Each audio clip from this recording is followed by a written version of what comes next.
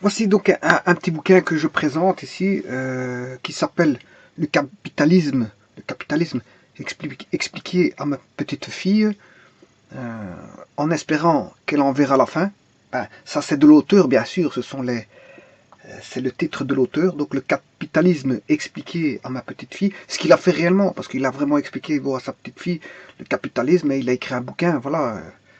Et c'est pas le premier bouquin qu'il écrit, il en a écrit d'autres de la même manière. Et voilà. Euh, il y en a un autre, je crois que s'il n'explique pas à sa petite fille, mais à son fils. Voilà, mais un autre thème. Il a choisi ici pour thème, voilà, le capitalisme. Voilà, on voit des courbes avec des euros, voilà, des courbes ici. On voit que ça monte, ça descend. C'est plutôt ici une courbe en cloche, hein, une gaussienne. On a une gaussienne ici. Ça monte, ça atteint un pic et puis ça redescend. On voit bien ici. Ouais, c'est ce qu'il a mis. Il a mis une gaussienne.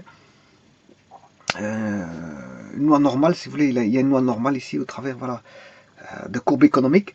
On retrouve pas mal de courbes économiques. Voilà, on retrouve des actions, hein, des actions, des actionnaires. Voilà, le Nasdaq ici, je vois le Nasdaq. Je vois qu'il y a une terre avec des usines, bon, qui sont implantées, hein, dans une certaine zone. C'est-à-dire qu'on a des êtres humains dans une planète et qui font fonctionner, je veux dire, un système de production de biens et de services au travers, bien sûr, de capitaux. Parce que bon, l'argent, c'est le nerf de la guerre. L'argent, c'est le nerf de la guerre. Sans argent, ben, vous ne pouvez pas monter un projet de société ou autre. Donc il faut toujours, je veux dire, euh, on va dire, de l'argent, soit en possession, on a du capital propre, ou soit on va emprunter de l'argent, soit dans des systèmes financiers, soit des systèmes bancaires, soit peu importe, on peut se procurer de l'argent, je veux dire, de différentes manières, en demandant à des actionnaires, en demandant à des personnes, des amis, etc., pour monter, je veux dire, une société, même de la famille. Hein. Certains demandent de l'argent dans la famille ou dans sa communauté pour établir un petit projet ou un grand projet. Il peut faire même demander des dons pour monter un projet. Pourquoi pas. Donc l'argent, c'est le nerf de la guerre.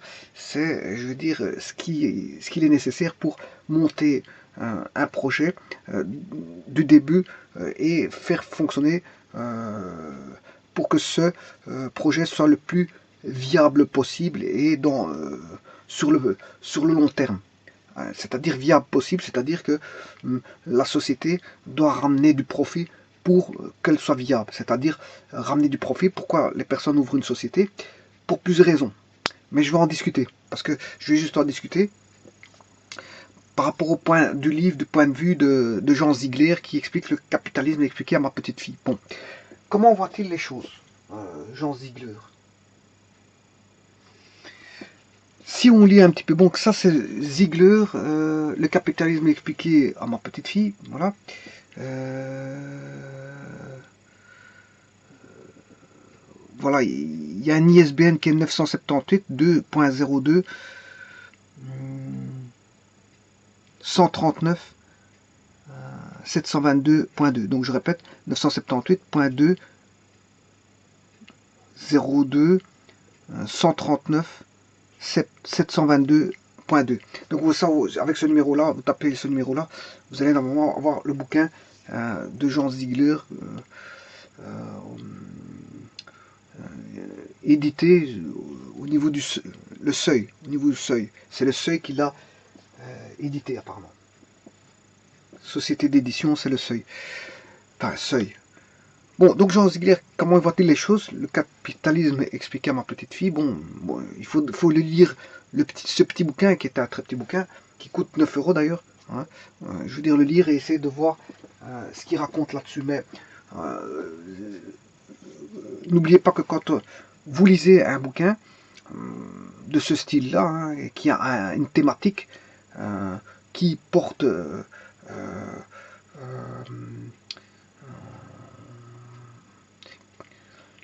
qui fait entrevoir, je veux dire, la notion de débat, hein, d'office, parce que c'est pas un roman.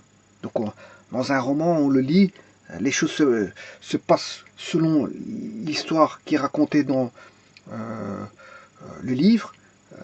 du roman, et donc on n'a pas à tirer, je veux dire, de conclusions hâtives ou d'être pour ou contre.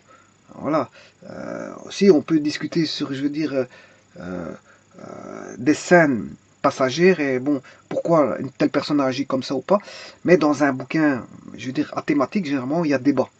Débat, ça veut dire que c'est sujet à discussion. On est d'accord, on n'est pas d'accord.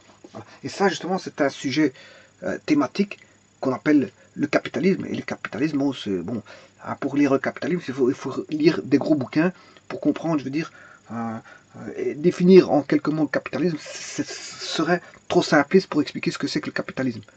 Voilà, ce serait trop simpliste. Il existe des bouquins sur le capitalisme qui sont des briques à lire, et là vous comprendrez de long et en large les tenants et les aboutissants du capitalisme. Ça ne s'explique pas, je veux dire, de manière simpliste. Bon, ça c'est une chose. Donc cette thématique explique ça de manière simpliste, je veux dire, à une petite fille pour qu'elle comprenne. Si la petite fille a compris, ben, ça veut dire que, en d'autres termes, les personnes qui ne comprennent rien au capitalisme ben, finiront par comprendre, puisque la petite fille a compris, donc en lisant ce bouquin, mais on comprendrait. Mais ça ne va pas comme ça, parce qu'en fait, là il s'agit d'une thématique, et donc c'est pas comme un roman, c'est sujet à débat. C'est-à-dire on peut être pour ou contre. Bon, on peut être un connaisseur et de se dire on est pour ou contre, mais on peut être aussi je veux dire, quelqu'un qui ne s'y connaît pas, mais on peut avoir ses propres opinions et être pour ou contre. Bon, que raconte ce livre, en gros, parce que je vais lire uniquement le résumé du bouquin.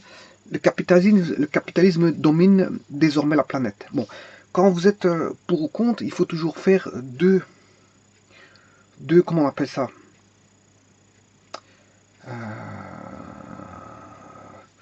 un tableau séparé en deux colonnes, et tout d'abord voir les avantages et les inconvénients. Les avantages, les inconvénients. Et on peut faire un tableau aussi à deux colonnes, toujours, pour ou contre. Si on est pour, pourquoi? Si on est contre, pourquoi? Parce qu'il ne suffit pas de dire on est contre, parce qu'il y a la propagande fait en sorte que une propagande sera toujours contre vous. Mais elle n'exposera jamais, je veux dire, ses idées. Et si la propagande est contre vous, ben, je veux dire, ces idées seront toujours construites de manière, on va dire, enfantine. Enfantine, de manière à vous contredire. Voilà. Donc ça, c'est un point de vue qui n'a pas lieu ici. Bon, parce que la propagande pourrait faire en sorte que, comme vous savez, ils savent bien que vous avez raison, mais ils ne veulent pas faire en sorte que vous ayez raison, ben, la propagande va faire en sorte qu'elle va utiliser, je veux dire, des points de vue enfantins et qui sont répétitifs, qui sont de l'ordre du répétitif et qui vont faire en sorte que bon, tout ce que vous avez beau dire ce que vous voulez, tout ce que vous raconterez ben, sera pour le partenaire à propagande, je veux dire, nul et non avenu. Donc il y a, si vous voulez, à ce niveau-là, il n'y a aucune discussion. Il n'y a pas de tableau à faire pour ou contre parce qu'il n'y a aucune discussion. Dès le moment où vous voyez un système de propagande en face de vous, il n'y a aucune discussion possible. C'est l'arrêt des discussions, c'est d'envoyer la personne paître et l'envoyer, je veux dire, voilà, et laisser la personne dans sa propre propagande alors qu'elle-même, elle sait bien que tout ce qu'elle raconte dans sa propagande est complètement faux. Alors ici, c'est pas le cas. Bon, c'est pas un système de propagande, quoi qu'on pourrait, je veux dire, le penser. On pourrait le penser. Alors, ici, on peut en discuter. On peut en discuter et on peut faire deux colonnes, pour ou contre. On peut faire une colonne, les avantages et les inconvénients. Voilà, un tableau à deux colonnes, hein, soit avantages et inconvénients. Un tableau à deux colonnes, pour ou contre. Et si vous êtes pour ou contre, pourquoi? Et le sujet peut commencer à débattre. Bon, je vous dis, en dehors d'un système de propagande, parce que le système de propagande, que vous êtes pour ou contre, je veux dire, si vous êtes pour un système de propagande, vous rentrez dans la propagande, mais fatalement, vous allez allier les idées de la propagande et vous serez les copains des propagandistes. Maintenant, si vous êtes contre, bon, si vous êtes dans un système de propagande, avec des partenaires qui sont appartenant à la propagande, ben, fatalement, toutes vos idées, que vous aurez beau énoncer n'importe quelle idée vraie ou vraie, ben, je veux dire, qui est à l'encontre de la propagande, ben, vous serez mal vu, vous serez, je veux dire, voilà. Donc, dans un système de propagande, la discussion n'a pas sa place, le débat n'a pas sa place. Parce qu'on sait bien que en face de ça, on a un mur. Et donc, que le mur, que vous ayez raison autour, enfin, que vous ayez raison, surtout si vous avez raison, ben, le message ne passera jamais, parce qu'il est bloqué par ce mur. Enfin bref, là, on n'a pas un système propagande, c'est juste une personne qui écrit un bouquin, qui est Jean Ziegler, qui est une personne qui est bon, qui est rapporteur spécial de l'ONU pour le droit de l'alimentation, enfin, qui a été rapporteur spécial de l'ONU pour le droit à l'alimentation de 2000 à 2008. Jean Ziegler est actuellement vice-président du comité consultatif du Conseil des droits de l'homme de l'ONU. Bon, actuellement, c'est à cette époque-là, quand il a sorti le bouquin. Maintenant, je ne sais pas ce qu'il fait. Il faudra aller voir sur Internet, mais j'en sais pas plus. Bon, je ne le connais pas plus que ça. Voilà. Alors, le capitalisme domine désormais la planète. Est-ce que c'est vrai, c'est faux? Déjà, moi, je suis contre ce qu'il raconte parce que le monde entier ne tourne pas qu'au capitalisme. Il y a le capitalisme d'une part, mais en même temps, il y a aussi, et heureusement d'ailleurs, une forme de socialisme. Une forme de socialisme, c'est-à-dire que la plupart des États font du social. Parce que s'ils ne faisaient pas du social, il y aurait depuis longtemps qu'il y aurait des émeutes dans tous les pays du monde. Voilà. Pourquoi? Parce que le social, si je prends par exemple la Belgique, ben, il y a des retombées sociales au niveau de la sécurité sociale. Heureusement d'ailleurs, parce que certaines personnes qui, quand elles se font opérer, ben, je veux dire heureusement que c'est supporté par, en grande partie, je veux dire pas tout, mais en grande partie par des assurances hospitalisation.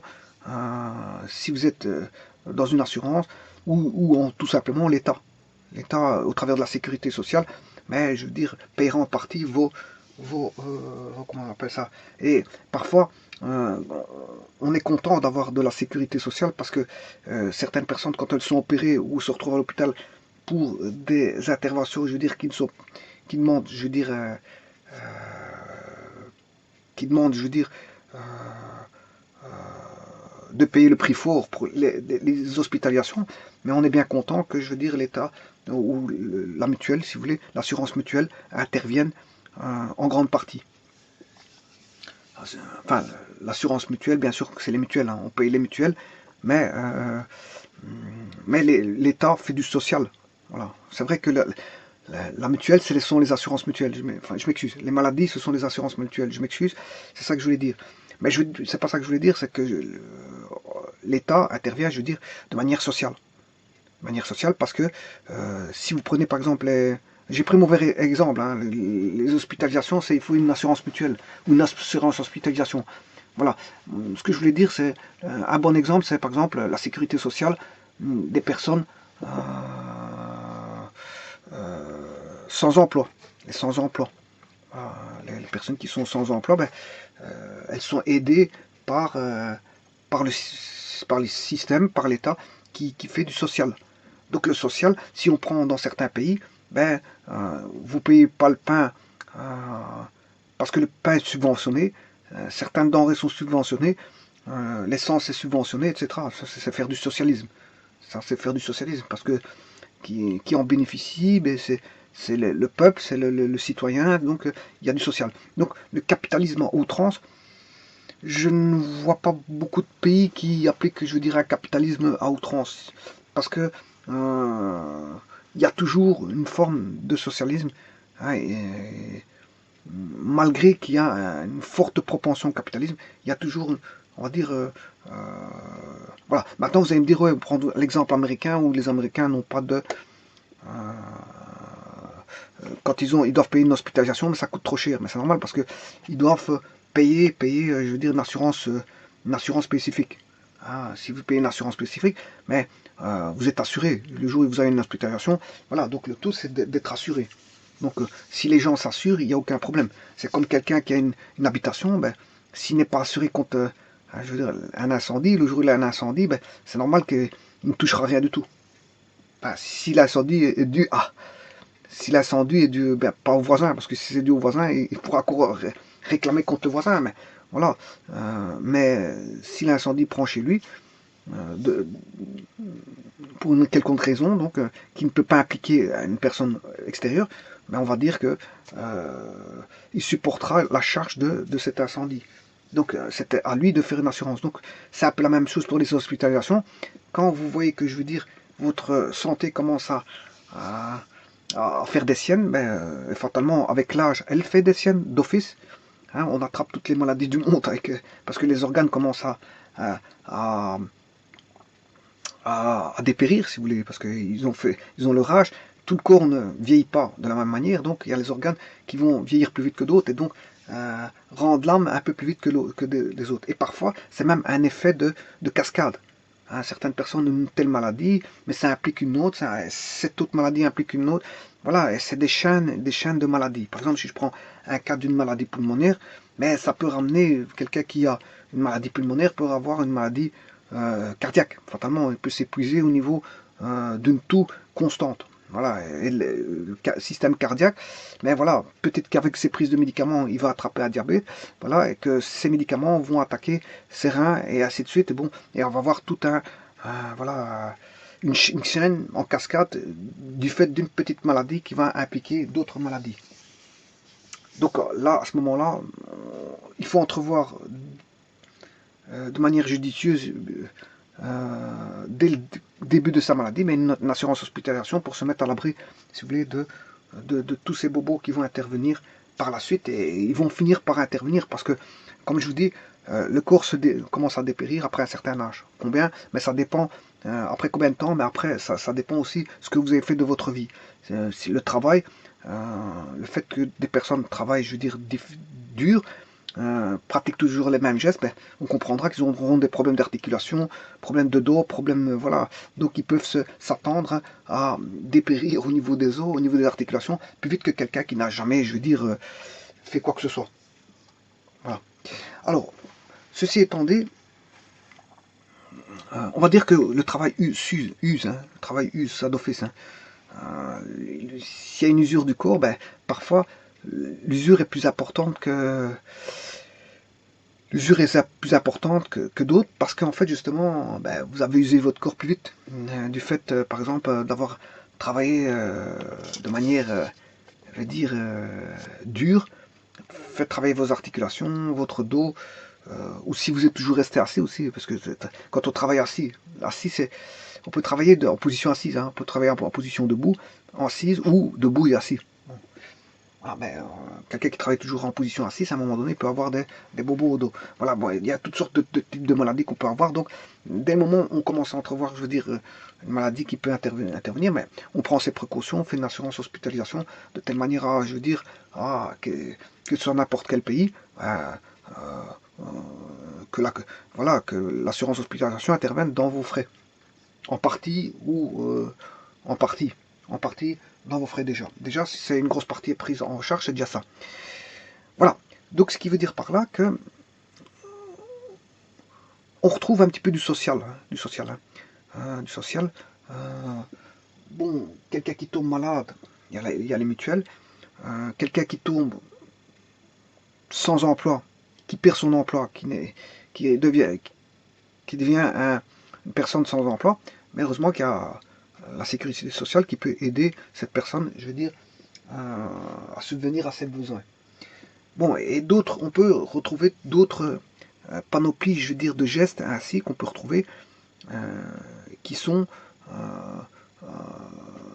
à consonance, si vous voulez, sociale. Sociale. Alors, quand on entend social, ben, certains se rapprochent. D'ailleurs, il y a des partis, hein, il y a des partis sociaux et il y a des partis, je veux dire, en correspondance avec le capitalisme. Voilà. Hein. Déjà, au niveau politique, on peut déjà entrevoir des partis qui sont sociaux et des partis qui sont capitalistes. Or, ça n'existe pas, c'est pas vrai. Un parti capitaliste, donc à consonance capitaliste, mais a toujours, je veux dire, dans sa tête, je veux dire, des branches sociales. Sinon, il risque de se faire, si un pays domine au niveau capitaliste 100%, il risque de se faire attaquer par des franges de population qui, qui vivent plus difficilement un capitalisme. Donc en fait, on aurait une lutte une lutte, je veux dire, très forte. Maintenant, au niveau social, ben, on ne fait pas que du social pur. Il y a du capitalisme dans du social. Hein.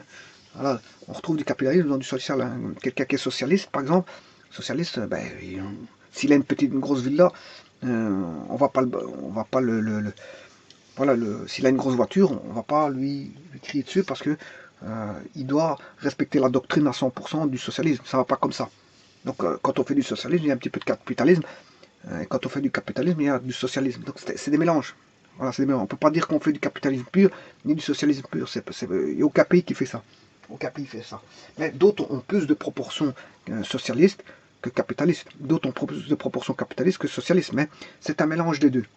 Donc on n'entrevoit pas, je veux dire, la forme capitalisme pur ou socialisme pur. Voilà.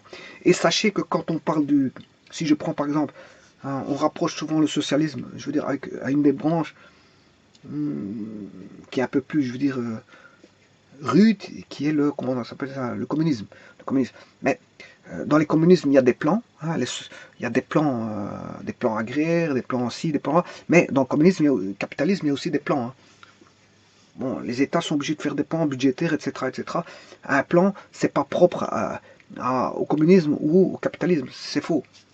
C'est faux. Il y a toujours des plans budgétisés. Hein, combien on va mettre pour... eh bien, pour le communisme, c'est un peu la même chose.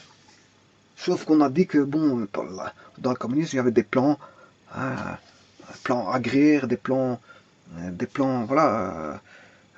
Mais il y a aussi des plans monétisés sous une autre forme, qui sont un petit peu, voilà, parce que quand vous commandez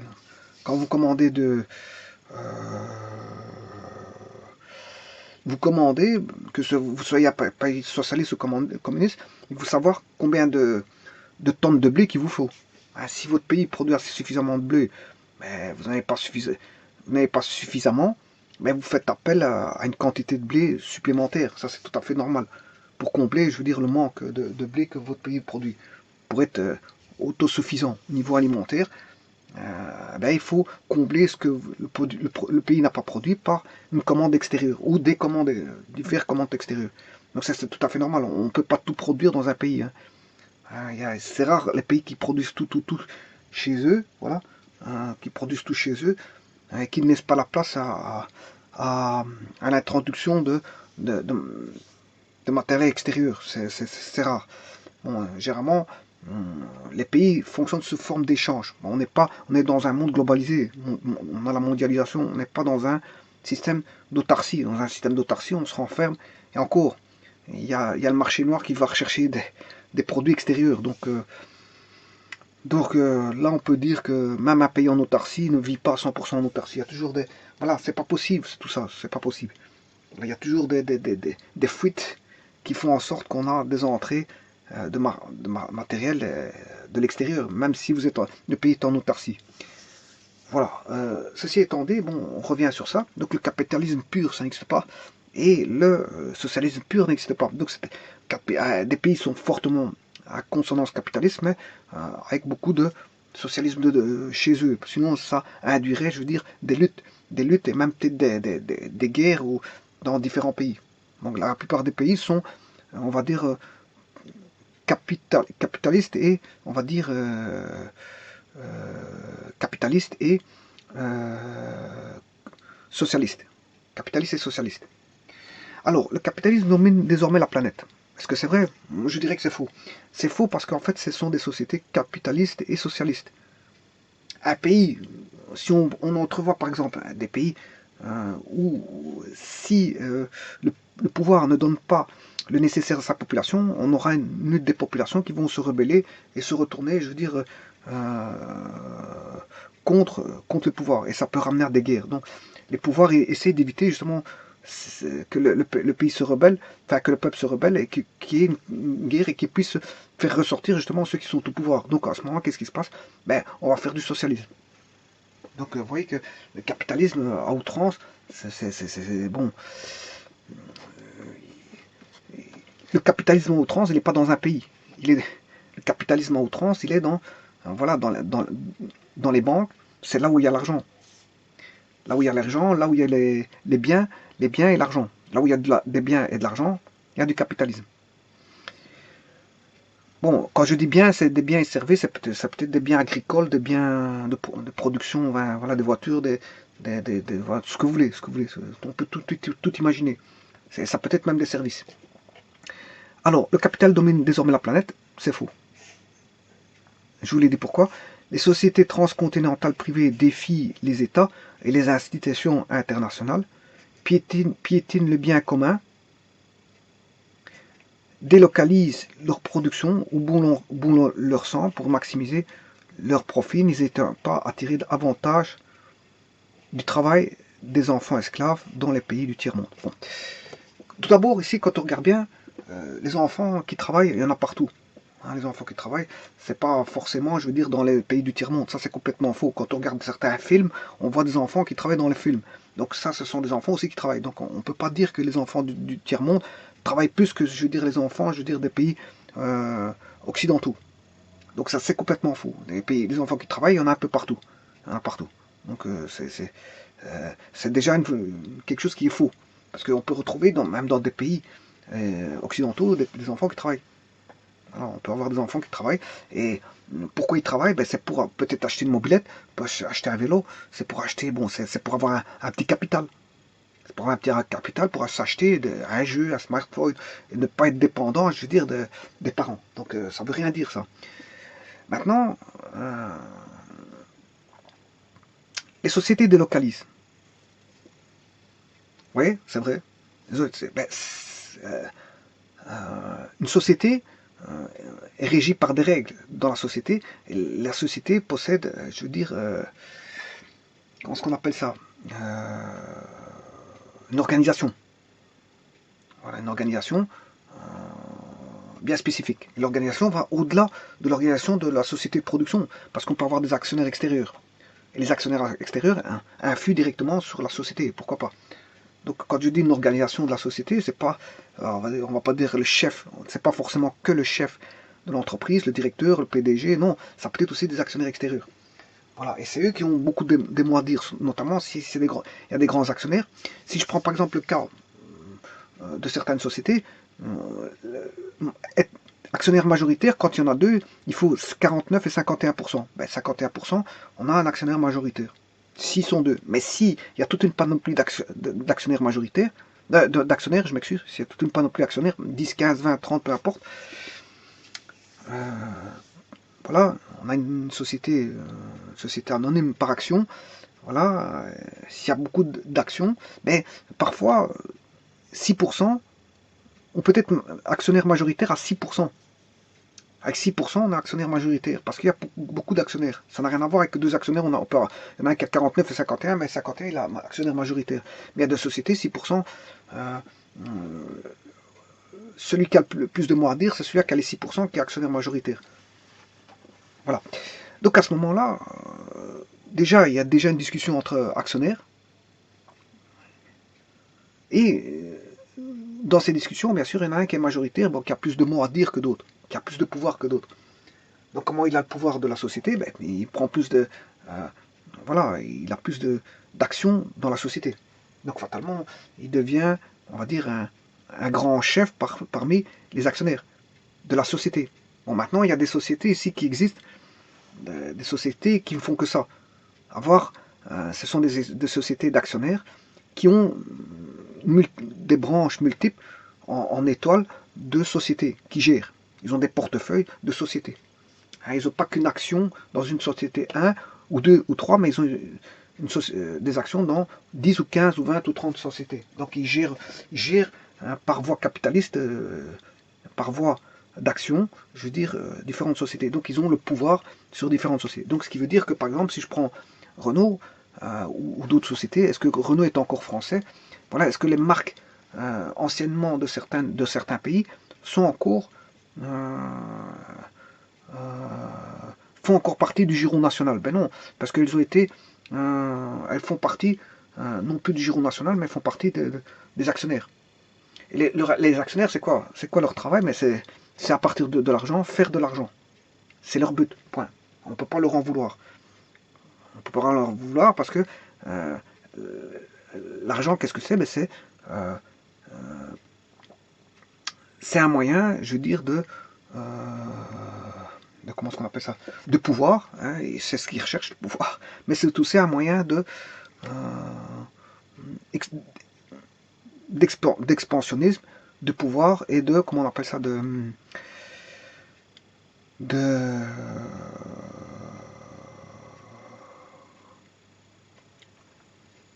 voilà, de liberté, de,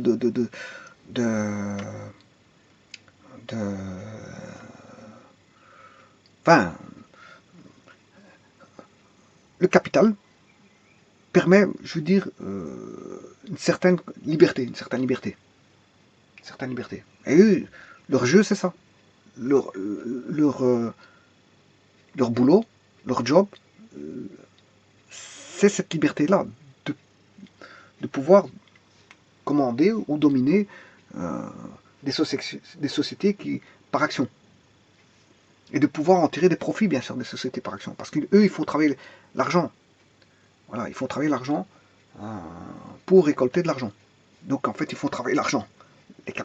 Les grands capitalistes de ce monde, c'est-à-dire ceux qui sont des sociétés par action, enfin, les actionnaires, mais ils font travailler l'argent pour récolter de l'argent. Alors maintenant, y a-t-il un frein à ça? Ben non, ils ont le droit voilà, de jouer sur l'argent et de gagner beaucoup d'argent. Si c'est le but du jeu, c'est le but. On ne peut pas leur en vouloir. On ne peut pas leur en vouloir parce que ils font. Parce que si demain vous retirez ça, ben y a plus, les sociétés ne tombent plus. Hein. Voilà, les sociétés ne tombent plus. Il faudrait renationaliser, mais les États ne sont plus souverains à cette époque-ci. Ils ne sont plus souverains pour faire renationaliser. Je veux dire, la plupart des sociétés, notamment quand les sociétés-là étaient sous le giron de l'État, par exemple, mais c'était des sociétés qui étaient à perte parce que je veux dire, elles étaient toujours endettées. Voilà. Une société privée ne fonctionne pas comme une société publique. Voilà, une société privée, plus, je veux dire, avec des garde-fous, voilà, qu'on en a au niveau des sociétés d'État. Sociétés d'État, bon, hein, la plupart des sociétés d'État mènent à des dettes, hein, parce que je veux dire, bon, les gens qui vont travailler là-bas sont moins, voilà, voilà, il y a une certaine bureaucratie. Les gens ne travaillent pas avec un rendement qui est celui du privé. Voilà, on est plus cool à travailler, je veux dire, au niveau de l'État que du privé. Le privé, on est surveillé, etc., etc. Ben, voilà, on a avec voilà, un bâton derrière le dos. Un bâton derrière le dos qui, le moindre, je veux dire, faux pas, ben, je veux dire, vous êtes surveillé, vous êtes, je veux dire, et au moindre faux pas, ben, on vous le dit. On vous le dit. Voilà. Alors, bon, ici, c'est normal. On ne peut pas leur en vouloir que les actionnaires veulent faire de l'argent à partir de l'argent. On ne peut pas leur en vouloir. Voilà.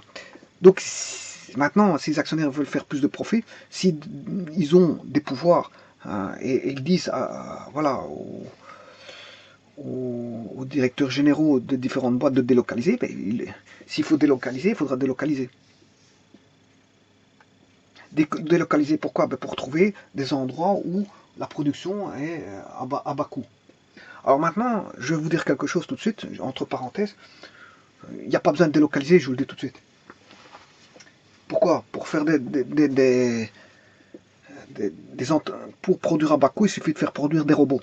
Dès le moment où vous achetez les robots, vous faites tourner les robots, à un moment donné, la rentabilité des robots, l'amortissement va se faire en sorte que les robots vont être amortis et ils vont commencer à produire, je veux dire, à plus grande production que ceux qui travaillent manuellement.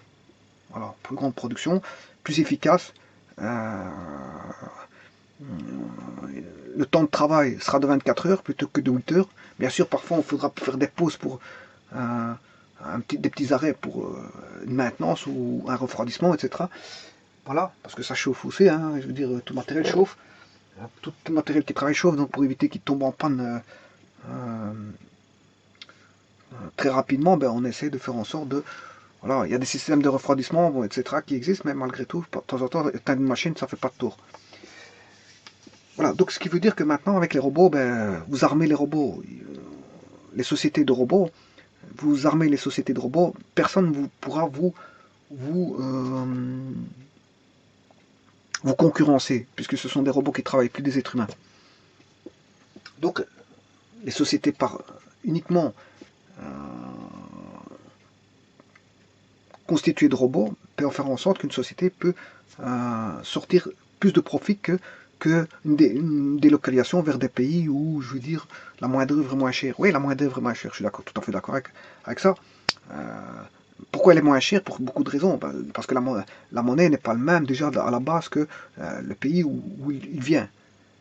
Voilà, la monnaie n'est pas le même. Bon, tout le monde n'a pas les systèmes. Les systèmes de différents pays ne sont pas les mêmes. Donc il y a des monnaies qui sont plus fortes que d'autres. Et voilà, il y a des personnes, quand ils vont toucher 5 euros, c'est comme s'ils ont touché 30 ou 40, 30 euros. Voilà, 30 euros dans certains pays. C'est comme s'ils avaient touché 30 euros. Hein, parce que quand ils touchent 5 euros, ben 5 euros pour le pays, c'est beaucoup. C'est pour ça qu'il y a, voilà. Et donc ils délocalisent vers des zones euh, où la main-d'œuvre est moins chère. Voilà. Bon, maintenant, ils ne délocalisent pas forcément où la main-d'œuvre est fortement moins chère. Non, on peut, les sociétés peuvent délocaliser aussi où ce qu'il y a des, des regroupements de sociétés avec beaucoup de main-d'œuvre. Hein, je pense par exemple à la Chine. La Chine, on a 1,4 milliard d'habitants. On sait faire travailler 1,4 milliard d'habitants. Je veux dire, en ne les payant pas forcément, je veux dire, un prix de 1 euro ou 2 euros, non, loin de là. Mais un petit salaire qui n'est pas le salaire de 1500 ou 2000 euros qu'on retrouve en Occident. Donc on va diminuer le salaire, pas forcément 3-4 euros comme on fait dans certains pays, d'autres pays, voilà, mais on va les diminuer à un certain montant, hein, qui est très viable et qui peut tirer d'énormes profits par rapport à d'autres pays occidentaux. On va délocaliser en Chine, voilà, en payant un peu moins cher, pas 1500 ni 2000 euros un ouvrier, peut-être moins cher. Je ne sais pas combien, mais voilà, peut-être moins cher. Mais on a de la main-d'œuvre à profusion, et en plus c'est de la bonne main-d'œuvre, parce qu'en fait ce sont des gens, je veux dire, on peut, de un, les Chinois, ils sont considérés comme étant des personnes travailleurs, ce sont des travailleurs. On les connaît pour étant des travailleurs, je veux dire qu'ils ne réclament pas des droits comme certains pays font souvent des grèves et qui viennent, je veux dire, impacter, je veux dire, la production. Parce que les grèves impactent la production. Et ça n'arrange pas, je veux dire, les actionnaires et certains patrons. Donc là, ils délocalisent. Bon, maintenant, qu'est-ce qu'on délocalise? On ne délocalise pas tout. Parce que, bien sûr, un pays a besoin de fonctionner. Et on imaginerait mal certains pays, certains biens de production délocalisés pourraient être ramenés dans le pays, notamment les services.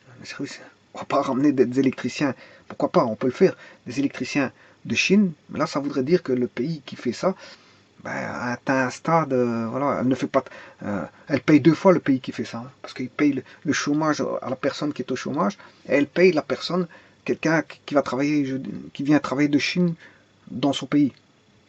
Donc là, il faut payer un chômeur plus. Donc la personne, le pays n'est pas gagnant en faisant ça.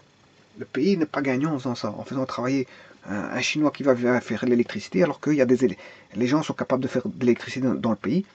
Donc ce qui veut dire qu'on paye un chômeur qui va pas faire l'électricité, qui perd des compétences, qui perd, je veux dire, voilà, et on va chercher quelqu'un de l'extérieur. Bon, vous voyez qu'il y a certains métiers, on peut comprendre qu'il y a des délocalisations, mais voilà, et que d'autres, vaut mieux pas aller rechercher. On peut pas tout délocaliser, c'est ça que je veux dire. On peut pas tout délocaliser. Voilà, donc ici, qu'est-ce qu'ils disent? Donc, les sociétés transcontinentales privées défient les États, les institutions internationales. Pas forcément, c'est pas vrai parce qu'elles font ce qu'elles veulent. Les sociétés là ne sont plus des sociétés nationales, mais des sociétés appartenant à des actionnaires qui ont leur mot à dire et c'est à eux à voir où est le pays où ils pourront faire le plus de profit possible. Pourquoi pas? C'est leur histoire. C'est leur histoire. On ne peut pas attaquer ça, des gens comme ça parce que c'est leur métier.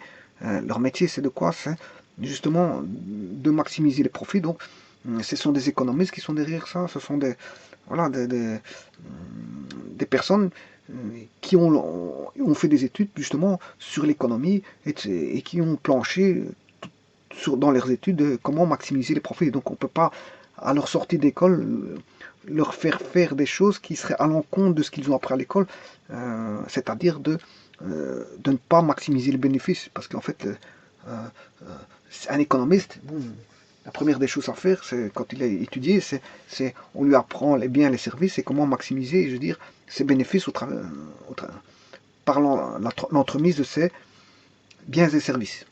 Donc ça, ce qui raconte là, ils piétinent, non, ils piétinent pas, ils font leur travail tout simplement. Donc les sociétés transcontinentales privées défient les États, c'est faux, hein. Les sociétés là font ce qu'elles veulent, hein, et les institutions internationales piétinent le bien commun, délocalisent leur production, ils font ce qu'ils veulent, où bon leur semble, pourquoi pas, pour maximiser leur profit, ben, c'est justement s'ils font leur travail. N'hésitant pas à tirer avantage du travail des enfants esclaves dans les pays du tiers-monde. Les enfants esclaves, bon, les enfants esclaves, qu'est-ce que c'est qu'un enfant esclave? Je ne suis pas tout à fait d'accord avec ça, parce que un petit enfant qui ne reçoit rien du tout, qu'on lui donne 5 euros pour aller travailler, mais je veux dire, voilà, il n'est pas esclave, il va travailler. Il va travailler. Maintenant, celui qui n'est pas content de ça, ben, il peut se dire, bon, est-ce que c'est le travail qui n'est pas une forme d'esclavagisme? Alors là, c'est une discussion sur un débat sur le travail. Est-ce que c'est pas le travail qui est un esclavagisme? Voilà, on demande, on donne de l'argent pour quelqu'un, pour un service. Donc l'argent qu'on va donner, le type, la personne qui va effectuer le travail, ben, devient un esclave. On le paye pour devenir des esclaves. Et on peut tout acheter. On peut tout acheter. Ben, si on n'achète pas avec 5 euros, on peut acheter avec 10 euros. Si la personne ne convient pas pour 10 euros, ben on peut la racheter pour 20 euros. Donc on peut acheter, voilà, avec un certain montant, à un moment donné, la personne, elle est achetable. Elle est achetable. Donc ça c'est normal. Voilà, avec un certain montant, elle est achetable. Voilà. Et maintenant, c'est pas parce que quelqu'un gagne 5 euros et qui travaille que c'est un esclave. Parce que on peut avoir des esclaves qui travaillent pour des millions d'euros. On les fait travailler à outrance. Je parle des footballeurs. Les footballeurs, ce sont un petit peu des esclaves des personnes qui les regardent au travers des télévisions. Hein, il y a des grands, oui, ils touchent beaucoup d'argent, oui, mais ils sont quand même esclaves. Ils sont quand même esclaves parce qu'ils font un travail de courir tout le temps, tout le temps, tout le temps, de se fatiguer tout le temps, de se fatiguer. Pourquoi? Pour de l'argent. Donc ils sont esclaves de l'argent. Quelque part, ils sont esclaves de l'argent. Donc, qu'est-ce que c'est que l'esclavage? Il ne faut pas parler ça comme ça. L'esclavage, justement, qu'est-ce que c'est que l'esclavage? L'esclavage, c'est bon, on fait travailler quelqu'un, on le frappe. Et on lui donne rien du tout. Alors, il ne reçoit pas sa ration à boire et à manger. Voilà, et après, on l'enferme. Et donc, il perd toutes ses libertés. Toutes ses libertés, il les a perdues. Bon, entre perdre un tout petit peu de liberté, perdre beaucoup de liberté, toutes ses libertés, c'est, voilà, l'esclavage, c'est comme un prisonnier, hein. C'est ça, c'est un prisonnier, on le fait travailler, il gagne rien, tout ce qu'il a à faire, c'est de se taire et de travailler. Et il ne reçoit rien, voilà. Ça, c'est l'esclavage. Mais dès le moment où quelqu'un est payé, la seule liberté qu'on lui... voilà, il a sa liberté, parce que s'il n'a plus envie de travailler, il ne travaille pas. On ne l'oblige pas à travailler. C'est pas de l'esclavage. Donc en fait, ce terme-là est faux. Voilà. Alors, dans les pays du tiers-monde, bon, je vous dis, les enfants qui travaillent, c'est pas forcément dans le tiers-monde. On retrouve des enfants qui travaillent dans les pays occidentaux, notamment quand on regarde des films, on voit des films avec des enfants. Donc ces enfants-là, ils travaillent, ils touchent de l'argent. Donc en fait, ils travaillent. Donc on peut pas dire que c'est rien que... Donc la personne-là se trompe. Elle a une certaine vue d'esprit qui n'est pas la mienne et qui... Voilà, qui n'est pas la mienne. Parce qu'il il a un style, voilà, des idées, et ces idées-là, lui, il les trouve conformes, alors que moi, je les trouve, je veux dire, non conformes. L'enfant, s'il a envie de travailler, c'est parce que c'est pour gagner un petit peu sa vie, on lui donne de l'argent, mais voilà. Maintenant, il travaille beaucoup d'heures, moi, c'est à lui à lutter pour essayer de gagner un peu plus d'argent, ou aller réclamer, pourquoi pas, bon, il est toujours libre d'aller réclamer, hein. On va pas le frapper parce que si on le frappe, là, c'est autre chose, ça s'appelle l'esclavage, hein. Si on le frappe parce qu'il va réclamer quoi que ce soit, là, c'est de l'esclavage, je suis d'accord, mais si maintenant il réclame et qu'on lui dit non, ben non, c'est non, ils vont lui dire écoute, si tu réclames encore, t'es dehors, mais il sera dehors, c'est tout, hein, bon. Mais si on commence à le frapper parce qu'il a été réclamé, ça c'est de l'esclavagisme, voilà, ça c'est autre chose. Voilà, donc ici, ce que je voulais dire ici, c'est, alors, résultat, Sous l'emprise de ce capitalisme mondialisé, plus d'1 milliard d'êtres humains voient leur vie broyée par la misère. Les inégalités s'accroissent comme jamais. Voilà. Est-ce que c'est vrai ou c'est faux? Là encore, c'est une idée, je veux dire, préconçue. Pourquoi? Parce que les inégalités, il y aura toujours des inégalités. Quand vous prenez un grand actionnaire qui est hyper milliardaire, qui possède 50 milliards d'euros, voilà, un très grand, je parle d'un très grand. Qu'est-ce que vous allez comparer, je veux dire, une personne euh, euh, qui va gagner, je sais pas, 1500, 2000 euros. Qu'est-ce que vous allez comparer ça avec une personne qui a 50 milliards d'euros qui travaille dans la bourse? Un actionnaire qui a 50 milliards d'euros et qui travaille en bourse. Ou 100 milliards d'euros, parce qu'il y a des actionnaires qui ont 100 milliards d'euros dans leur portefeuille. Donc vous voyez qu'ici, là, il y a un gros problème. Qu'est-ce que c'est que les inégalités? Il y aura toujours des inégalités, fatalement, parce que il y a voilà, il y a toujours des tranches, c'est des tranches. Certains, certains pays, certains touchent 300 euros, d'autres touchent 400 euros, d'autres touchent 500 euros, certains touchent 1000 euros.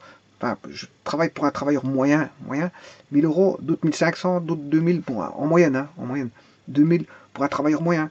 Euh, voilà, je parle pour un travailleur d'une société de production, par exemple. Voilà, parce que c'est variable, hein, mais bon, si je prends en moyenne, voilà, certains vont toucher 1500. Mais de toute façon, tout ça, qu'est-ce que c'est que par rapport à un actionnaire qui a 50 milliards d'euros? Notamment, il y a toujours des inégalités. Donc, lui, il est pauvre par rapport au grand milliardaire. Le travailleur est pauvre par rapport au grand milliardaire. Voilà. Mais le grand milliardaire, là, comment il est devenu milliardaire? Faut pas l'envier. Là, c'est une question d'envie. Quelqu'un qui a 1500, il doit se suffire de 1500. Donc, il doit faire très attention à sa gestion. Qu'est-ce qu'il doit faire? Je veux dire, s'il doit aller travailler en train, il va plutôt privilégier le train.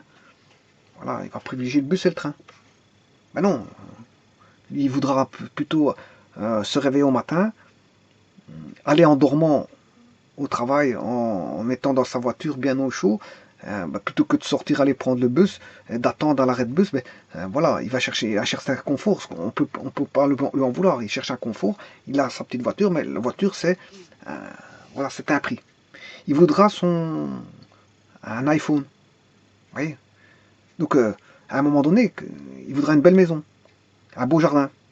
Il voudra des beaux outils, enfin des outils de toutes sortes. Donc à un moment donné, qu'est-ce qu'il va? Il va commencer à dépenser, il va remarquer que 1500 c'est plus beaucoup. Et il va commencer à réclamer et à jalouser. Parce que s'il ne va pas jalouser son voisin, il va jalouser quelqu'un d'autre. Voilà, il va jalouser et il va jalouser les actionnaires. Il va se dire, bon, les actionnaires, pourquoi lui il a 50 millions, 50 millions, il se fait faire tout ce qu'il veut, et moi je ne sais pas faire ce que je veux parce que j'ai que 1500, à la fin du mois, j'ai plus rien. C'est normal parce que la gestion qui a été faite, par la personne qui touche 1500, il doit se mettre des freins. Il doit serrer un petit peu la ceinture. Voilà, il doit pas consommer tout azimut, se dire bon, tout ce que j'ai envie, je veux l'acheter, mais je ne sais pas l'acheter parce que je ne suis pas un grand milliardaire comme les actionnaires. Voilà, mais ça ne va pas comme ça. Il faut savoir se mettre des freins. Mais les gens ne savent pas se mettre des freins, donc qu'est-ce qu'ils font? Ils jalousent. Et j'en ai pour preuve que ceci. Je veux mettre une preuve qui est claire et nette, que les gens jalousent, beaucoup de gens qui ont un certain montant, qui ne sont pas forcément pauvres, hein, parce que qu'est-ce qu'un pauvre? Il faut aller voir le compte bancaire des gens avant de dire que quelqu'un est pauvre, parce que beaucoup de gens se disent pauvres et ont un compte bancaire, un certain compte bancaire, voilà, qui cache.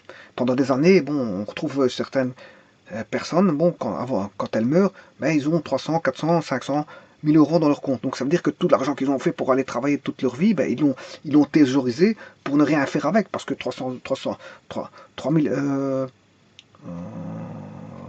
3000, 300, enfin, 3000 euros. Non, qu'est-ce que j'ai raconté? 300 000 euros. Certaines vieilles personnes ont 300 000 euros dans leur compte. Mais ils ont toujours joué aux pauvres. Hein. Ils ont habité dans une habitation qui était vétuste.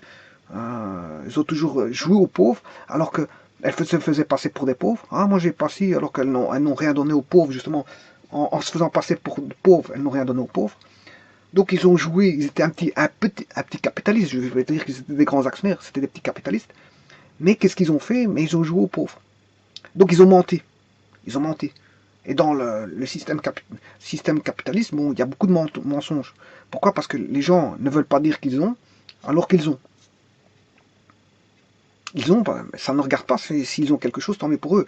Je veux dire, ce qu'il y a, c'est que dans leur compte bancaire, on va dire leur compte bancaire est fourni, mais toute leur vie, ils se font passer pour des gens pauvres. Toute leur vie, ils mettent de côté, voilà, ils remettent de côté, et ils ne vivent pas.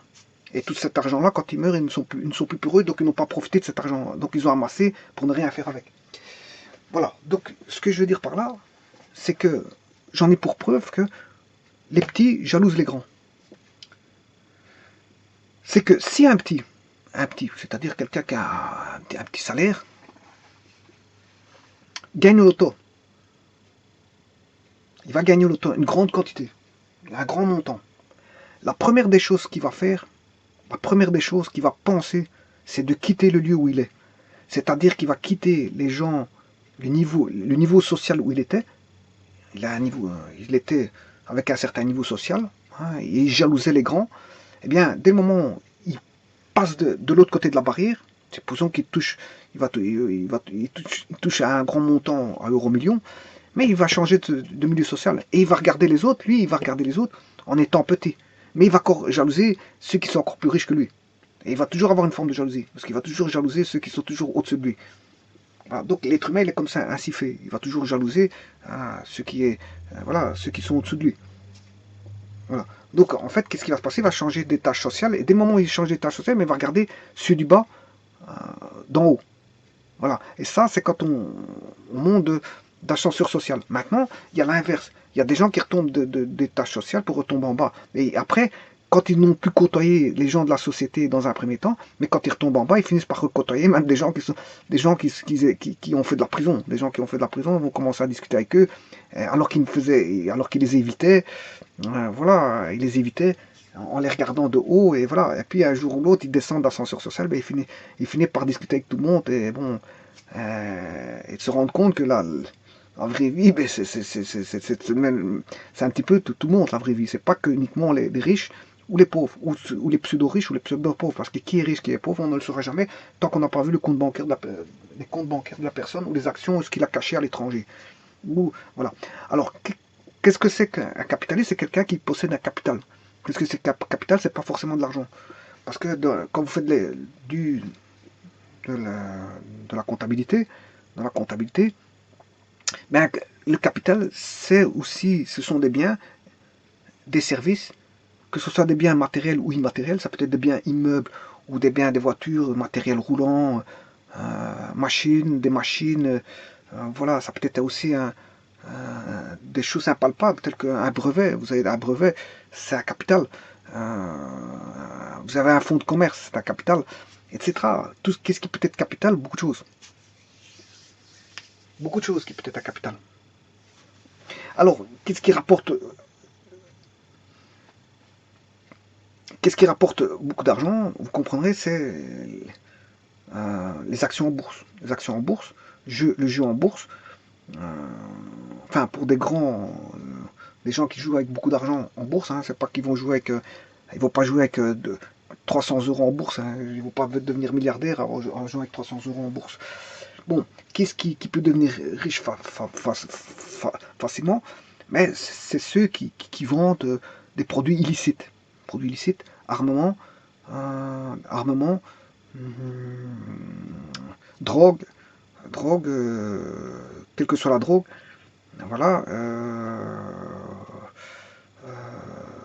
Bien sûr, le pétrole, l'argent sale, bon, des services de personnes, hein, des services de personnes, hein, voilà, argent sale de services de personnes.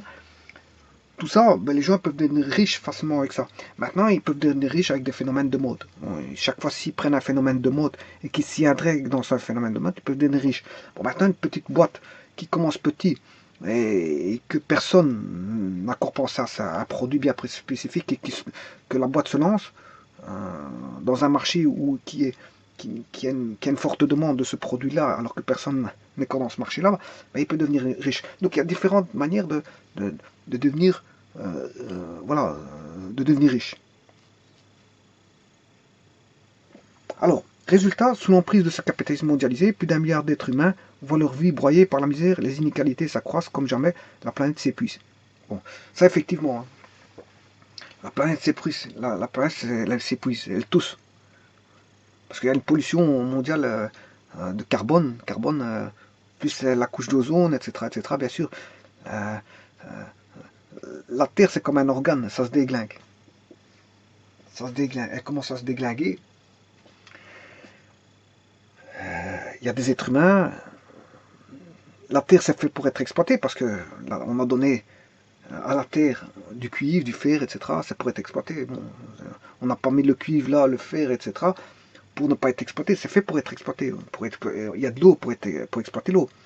Maintenant, une surconsommation de tout ça, bon, voilà, une surconsommation de tout ça, ben, on épuise les ressources, on les épuise. Je ne veux pas dire que pour l'instant on a épuisé l'eau, parce que l'eau, il y en a dans les mers. Les mers, on peut dessaler les eaux des mers, donc l'eau n'est pas encore épuisée. Maintenant, il y a certains pays qui ne savent pas dessaler les eaux de mer, non, et qui n'ont pas l'argent pour, ou qui ont d'autres. Parce que dire qu'on n'a pas d'argent, c'est pas vrai ça. Hein. Ils font autre chose avec l'argent que dessaler l'eau de la mer pour le renvoyer vers des grands territoires. Parce que si je pense à l'Afrique, on sait dessaler l'eau de mer pour des mers pour inonder, je veux dire, de mers intérieures pour l'agriculture ou pour les besoins en eau des êtres humains. On peut ramener de l'eau des mers vers un continent, si je prends l'Afrique. Et donc à ce moment-là, ça demanderait, je veux dire, voilà, ça demanderait une technologie, une certaine technologie, un certain savoir-faire, de ramener l'eau des mers pour dessaler, renvoyer vers les territoires intérieurs. Voilà, donc l'eau n'est pas encore, je veux dire, usée à 100%, on n'a pas encore, voilà, l'eau, il y en a court dans les océans, il y a plein d'eau. Mais c'est vrai que la Terre s'épuise.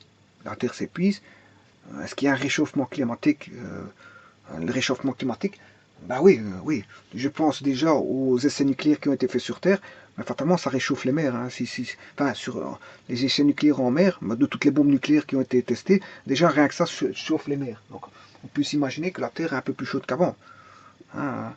En plus, toutes les pollutions dues au carbone des industries, je veux dire, euh, n'ont pas pensé à filtrer les systèmes de cheminées d'évacuation des pollutions. Il n'y a pas de filtration, je veux dire, à outrance, ce qui fait que peut-être qu'il y a des petites filtrations, mais pas sans plus, qui font que c'est normal que toutes ces cheminées ont renvoyé des gaz dans l'atmosphère plutôt que de récupérer et les utiliser pour certaines choses et de les épurer. Voilà. Parce qu'un système d'épuration coûte cher, plutôt que d'acheter un système d'épuration qui coûte cher, on préfère jeter dans l'atmosphère. Mais normalement, il devrait avoir une taxe de pollution. Taxe de pollution, parce que c'est il faudrait faire payer le pollueur-payeur. Ceux qui polluent, ils payent. Ben voilà, tu as une société, bon, tu sais payer la pollution. Et ça, quel que soit le lieu du monde. Voilà, là, à ce moment-là, il faudrait que les États s'arrangent, je veux dire, euh, comment est-ce qu'on appelle ça, les institutions internationales, fassent en sorte que les États fassent contribuer, je veux dire, les sociétés au même niveau partout dans le monde, pour que, je veux dire, il n'y en a pas un qui soit plus, on va dire, plus avantagé qu'un autre, faire payer toutes les sociétés du monde à la même cotisation, je veux dire, de taxes écologiques, on va dire, taxes écologiques. Quel que soit l'endroit comme ça, si la société délocalise, mais même si elle délocalise, elle paiera le même montant de taxes écologiques que dans le pays où elle provenait. Voilà. Donc les inégalités, fatalement, il y aura toujours des inégalités, même dans les systèmes capitalistes. Un petit riche n'est pas un grand riche, hein, et un petit pauvre n'est pas un grand pauvre. Voilà, il y aura toujours des inégalités, fatalement, on le retrouvera, ça. Donc ce qu'il raconte là, euh, voilà. Maintenant, plus d'un milliard d'êtres humains voient leur vie broyée par la misère. Bon,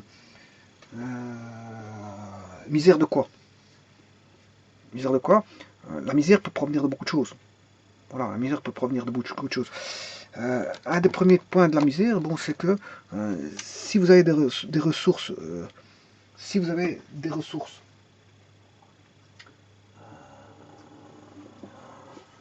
attention. Bon.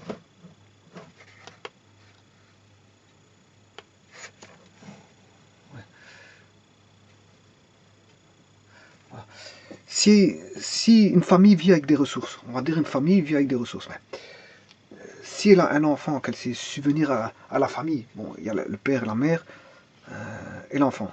Bon, là, alors elle a des petites ressources, elle sait fait vivre 3 personnes. Maintenant, toujours avec ces mêmes ressources, elle fait un troisième enfant, bon, elle a des petites allocations en plus, et puis un quatrième enfant, et puis elle se retrouve avec 5, 6 enfants. Mais là, on comprend que, on se dit peut-être que les enfants vont travailler plus tard et vont rendre aux parents, hein, c'est certaines logiques que certaines ont, mais ça ne va pas toujours comme ça. Une fois que l'enfant travaille, ben, il voudrait bien avoir aussi pour lui. Donc voilà, il va penser à lui aussi, hein. Il va penser à lui. Donc le fait de faire beaucoup d'enfants peut être un facteur de pauvreté ici, hein, parce que bon, chaque enfant nécessite, je veux dire, un coût. C'est un coût d'habillement, un coût d'alimentation, un coût de. Il y a pas un enfant, c'est pas uniquement quelqu'un qui mange et qui défèque, loin de là. Donc il a besoin je veux dire, d'apprendre. Il faut lui payer voilà, du matériel didactique, des livres, voilà, des photocopies, feuilles, voilà, de tout ce qui est bic, marqueur, etc. C'est quelqu'un d'artistique, il a besoin de marqueurs, il a besoin de ci, il a besoin de là. Il a besoin de beaucoup de choses, il a besoin de loisirs, il doit jouer, donc il faut payer ses loisirs. Donc c'est payant. Les loisirs, ça se paye. Les loisirs, ça se paye. Les fournitures, ça se paye. Voilà. Ses charges, quand il va consommer de l'électricité, ben ça se paye.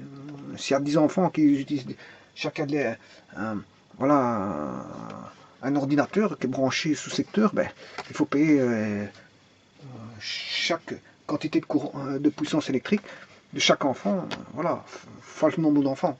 Donc vous voyez que si je peux continuer comme ça, je peux vous faire un comptage de tout ce que peut coûter un enfant. Donc c'est faire un enfant, c'est un coût, 2 enfants, c'est un coût, 3 enfants, c'est un coût. Donc quelqu'un qui va travailler pour 1500, qui fait 5-6 enfants, ben, ou même parfois on voit des personnes avec 8-9 enfants alors qu'ils n'ont pas de moyens de subvenir pour deux, ils en font 8-9. Bon, là, on se pose la question si c'est pas la personne qui, je veux dire, qui n'a pas de jugeote.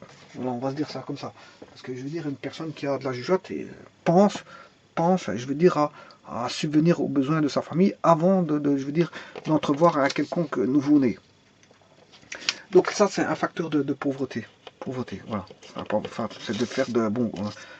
Bon, un deuxième facteur de pauvreté, c'est quand on regarde bien les gens qui prennent des drogues qui coûtent très cher, des drogues qui coûtent très cher, mais ils s'appauvrissent parce qu'ils perdent de l'argent pour aller acheter de l'argent où ils vont enrichir un dealer. Le dealer va s'enrichir alors que les petits pauvres vont enfin, les gens qui vont se prendre de l'héroïne, l'héroïne ou de la cocaïne, enfin, je pense plus à l'héroïne parce que c'est fort addictif. Voilà, eh bien, ces gens-là, ben, qu'est-ce qui va se passer? Ben, ils vont s'appauvrir. Et pour même devenir des lavettes. À un moment donné, ils vont devenir des lavettes. Ils vont aller voler pour subvenir à leurs besoins voilà, de drogue. Hein, c'est même des vols un peu bizarres parce que c'est des vols sans gêne. C'est des vols sans gêne. Ils cassent devant les gens, voilà, ils volent un sac devant les gens, ils rentrent dans une pharmacie alors qu'il ne sait pas protéger le visage pour aller voler. Donc on voit des vols sans gêne parce qu'à un moment donné, le type il est loin. Il est loin au niveau de. Voilà. Il est loin. Alors il a besoin de sa substance, lui il ne voit que sa substance, il ne voit rien d'autre, il est capable de voler à sa famille. Donc ça c'est aussi un facteur de pauvreté. Pourquoi il tombe dans la misère? Parce qu'il a ce qu'on appelle une mensuétude. Il a une mensuétude, là ici c'est de la drogue, ben, il est obligé d'aller chercher sa drogue pour s'en procurer parce qu'il est malade. Il est malade et donc il risque de faire des bêtises pour se procurer, je veux dire, l'argent de la drogue. Pour se procurer de la drogue. Voilà, donc ici vous voyez que une famille ne pense pas, elle va tomber dans la misère. Alors comment elle est tombée dans la misère? Parce que la famille n'a pas pensé. N'a pas pensé convenablement.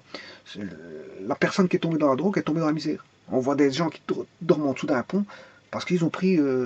Voilà, ils sont tombés dans la misère. Attention qu'il y a des faux pauvres. Hein. Il y a des faux pauvres parce qu'il y a des gens qui tombent en dessous des ponts, mais ils ont beaucoup d'argent dans leur compte bancaire. Hein. Ça, il y a des malades comme ça. Ça, c'est des malades un peu spéciaux. Hein, c'est des malades un peu spéciaux. Hein, ils se retrouvent, je veux dire, à la rue, alors qu'ils ont de grandes quantités d'argent dans leur compte. Enfin, ça arrive des gens. Il y a des gens comme ça. Je ne veux pas dire que c'est la majorité, mais il y a des petits cas comme ça. Voilà. Donc, voilà. Ben, maintenant, il y a beaucoup de gens qui se retrouvent dans la rue parce qu'ils se sont laissés, euh, ils se sont laissés, ils sont, voilà, c'est pas forcément une pauvreté, je veux dire pécuniaire, ça peut être une pauvreté, on les a laissés tomber. Hein, il y en a qui s'étaient mariés, bon, on les a sortis de chez eux, ils n'ont plus de maison, mais en plus la maison était reprise par exemple par le partenaire. Donc il y en a un qui a déprimé, de la dépression l'a fait tomber, je veux dire, bas dans la rue, et qui s'est retrouvé dans la rue, je veux dire, à galérer avec à boire de l'alcool, il s'est tenté d'oublier, je veux dire, ses journées. Voilà, donc ici, il y a différentes raisons qu'une personne peut tomber dans la misère. Voilà. Maintenant, si une personne vit déjà dans un milieu misérable, fatalement, il y a beaucoup plus de chances qu'il va, tomber dans la misère. Voilà.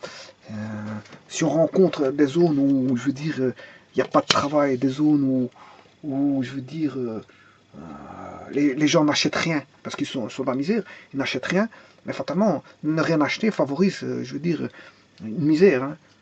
Normalement, l'argent, ça doit s'échanger, les gens doivent travailler et doivent, je veux dire, partager ou acheter, voilà. Mais maintenant, si les gens n'achètent rien, je veux dire, ça peut induire une certaine misère parce que si j'ai un commerce, mon but c'est de gagner de l'argent pour vivre, parce que quand on gagne de l'argent pour vivre, et que personne vient m'acheter, bon, je veux dire, parce que tous les gens autour, dans le pourtour, ne s'intéressent pas à mes affaires, de un, ou tout simplement ils sont misérables. Il y a des gens, ils veulent acheter mes biens, mais ils sont dans la misère, parce que je suis dans une zone misérable, il n'y a personne qui va acheter.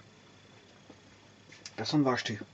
Voilà, donc en fait, être dans une zone misérable fait en sorte qu'on peut voir de la misère. Donc la misère, c'est aussi des zones misérables. Donc là, à ce moment-là, il faut changer de lieu. Bon, la Terre est grande pour trouver un lieu où on peut, on va dire, s'épanouir. Voilà, le mot que je cherchais tout à l'heure, c'était ça. Les actionnaires, ils cherchent une certaine liberté, mais un épanouissement, c'est ça que je veux dire. Les actionnaires cherchent un épanouissement. Ils ne cherchent pas que le pouvoir, ils cherchent toujours à, toujours devenir, on va dire, euh, plus, euh, plus performants. Euh, ils essaient de devenir, voilà,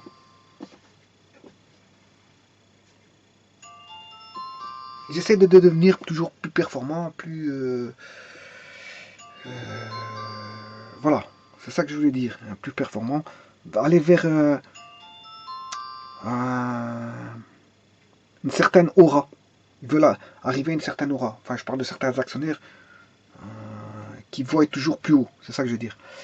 Voilà, donc la misère, elle provient de... Je ne peux pas répertorier tout ce qui fait en sorte qu'on a la misère, hein, mais la misère peut provenir de beaucoup de choses. Bon, je vous ai donné deux voies.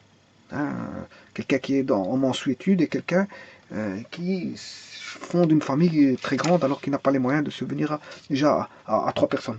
Voilà, ça c'est deux cas de figure où une personne qui habite dans un milieu déjà qui est propice à la misère, ben, fatalement, s'il est propice à la misère, ben, il va être comme une infection, il va être affecté par la misère, c'est normal, parce que c'est comme une infection. Hein. L'infection va toucher beaucoup de personnes, mais ici, lui, il va être affecté par la misère, donc ça veut dire qu'il va être touché par la misère. S'il y a une zone misérable, il n'y a rien qui s'échange, personne n'achète, qu'est-ce qu'il veut qu'il va évoluer dans un milieu misérable, si ce n'est qu'il doit changer de lieu et voir si sur Terre il n'a pas sa place ailleurs. Voilà, donc rien n'empêche dans un monde globalisé, mondialisé, de pouvoir quitter son lieu vers d'autres cieux, pas forcément un autre pays, mais vers d'autres villes. Parce que toutes les villes de différents États ne sont pas tous pauvres. Il y a des villes dans des États, euh, il y a des États qui n'ont pas beaucoup de moyens, voilà, où la logique de production, je veux dire, n'est pas aussi grande. Ben, certaines villes s'en sortent plus que d'autres.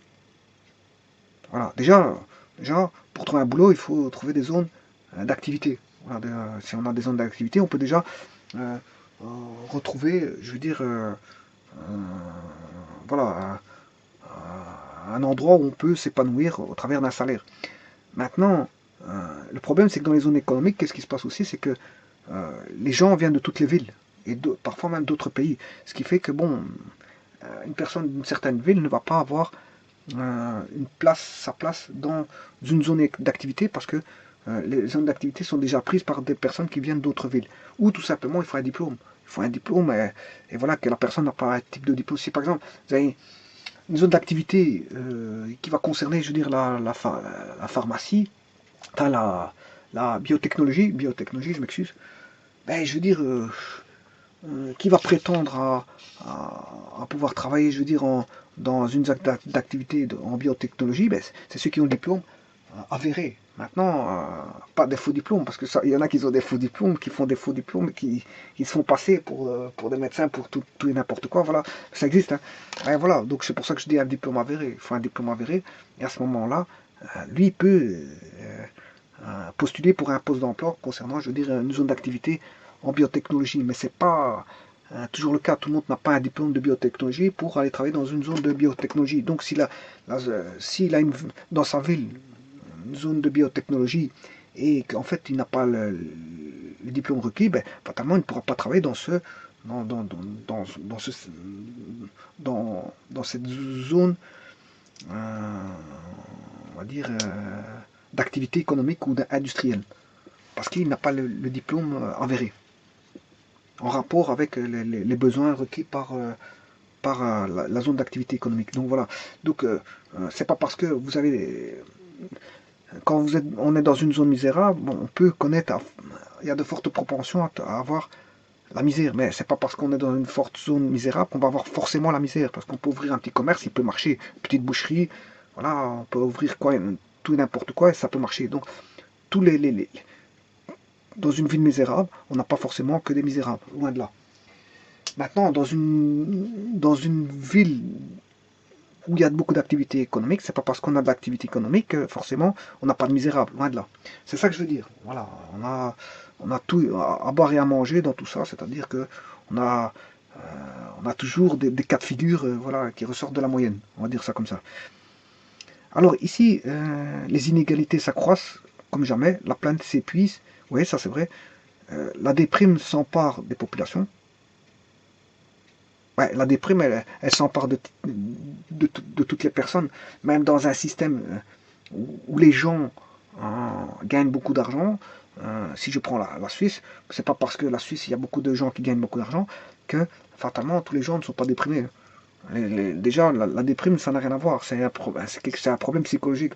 Problème psychologique, pour avoir des problèmes psychologiques, surtout n'importe quoi.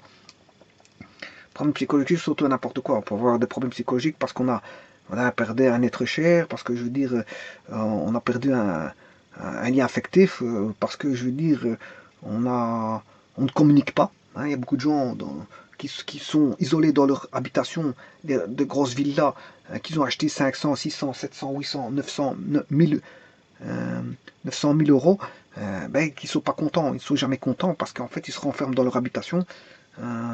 Voilà, et ils ne communiquent à plus personne. Et donc, bien qu'ils ont les moyens, mais bien qu'ils ont des moyens, je ne veux pas dire que voilà, ce sont on va dire des petits riches, parce que je vous ai dit que les grands riches, c'est les grands actionnaires, voilà, de 50 milliards d'euros ou 100 milliards d'euros. Ça, on peut parler de grands riches, de grands capitalistes. Voilà, mais un petit capitaliste à 500 millions qui a une habitation, un capital d'une habitation, c'est-à-dire une habitation, un capital, euh, qu'un patrimoine, on va dire plus un patrimoine, d'une habitation à 500 000, voire 800 000, voire 900 000 euros, mais il n'est pas forcément bien dans sa tête, hein. Pas forcément.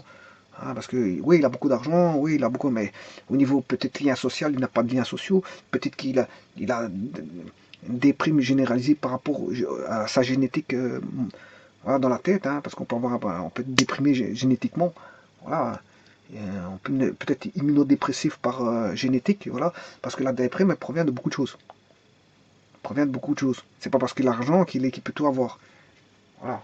Peut-être que la personne est malade, qui voudrait bien sortir de sa maladie, mais il est piégé par une maladie. Et alors elle croit que, je veux dire, avec l'argent, elle pensait être heureux avec l'argent, mais en fait, elle est prisonnière par la maladie et qu'avec son argent, elle ne sait pas s'en sortir de sa maladie.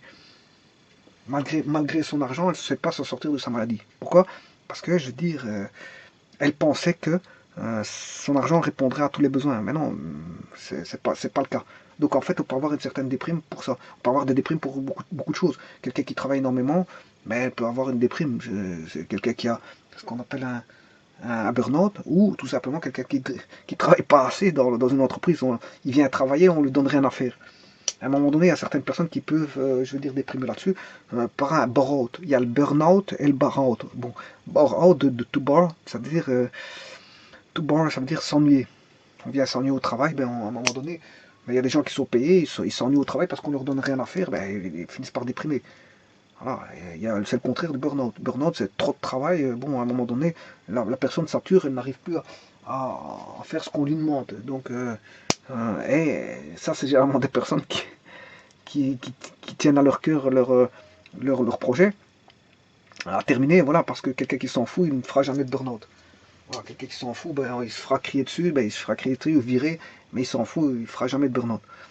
Voilà. Par contre, c'est la même chose avec le bore-out, que quelqu'un qui s'en fout de s'ennuyer, il ne fera jamais de bore-out. C'est quelqu'un qui prend à cœur le travail, qui demande d'avoir du boulot, et quand on va le faire travailler, ne va pas lui donner de travail, il va tomber sur un bore-out. Maintenant, un bore-out peut être aussi provoqué par, je veux dire, un patron qui veut virer quelqu'un. Il le met dans un coin, voilà, il lui donne pas de travail, et la personne finit par tomber en bore-out aussi. Hein. Voilà. Ouais, on va dire, c'est des pratiques psychologiques pour, je veux dire, mettre quelqu'un dehors. Voilà. Donc, qu'est-ce que c'est que la déprime? La déprime s'empare des populations. Elle s'empare des populations parce que les gens ne se parlent plus. Les gens n'ont pas. Les gens habitent tous. Les gens habitent dans des quartiers, ils ne connaissent pas leurs voisins. Il y a une personne qui meurt dans la maison, on ne sait même pas qu'il est mort. Ah oui, bien sûr que la personne déprime, pas parce qu'ils n'ont pas d'argent. L'argent, oui, on peut déprimer parce qu'on n'a pas d'argent, d'accord, mais la déprime vient de beaucoup de choses, hein, c'est pas de plusieurs facteurs. Alors quand on dit la déprime s'empare de population, mais déjà la population, si elle se parlerait entre elles, ça n'arriverait pas, on aurait moins de déprimés. S'il y aurait plus d'échanges entre les gens, il y aurait moins de déprimés. Or, les gens, je vous dis, les gens, qu'est-ce qu'ils font? Ils jalousent. Ils jalousent, hein. Le petit regarde le grand, mais le grand ne va jamais regarder le petit. Le grand va cracher sur le petit. On va dire, ouais, bon, le grand, il voit de haut le petit. Le grand voit de haut le petit, mais le petit jalouse le grand. C'est une lutte, je veux dire, entre les grands et les petits. Le grand capitaliste et le petit capitaliste qui se dit, bon, qui se dit, je veux dire, opprimé par le grand capitaliste, alors que le grand capitaliste n'opprime personne, le grand capitaliste fait en sorte je veux dire, d'avoir une aura et participe, le grand capitaliste participe, je veux dire, à la production mondiale, parce que sans le grand capitaliste, s'il n'y a pas de grand capitaliste, mais là il y a la pauvreté absolue, hein, parce que c'est grâce à eux qu'il y a des sociétés de production. C'est grâce à eux qu'il y a des sociétés de production. Voilà, donc on ne peut pas se dire, bon, si la Terre est ainsi faite avec du fer, du cuivre, de l'or, de l'eau, des matières naturelles,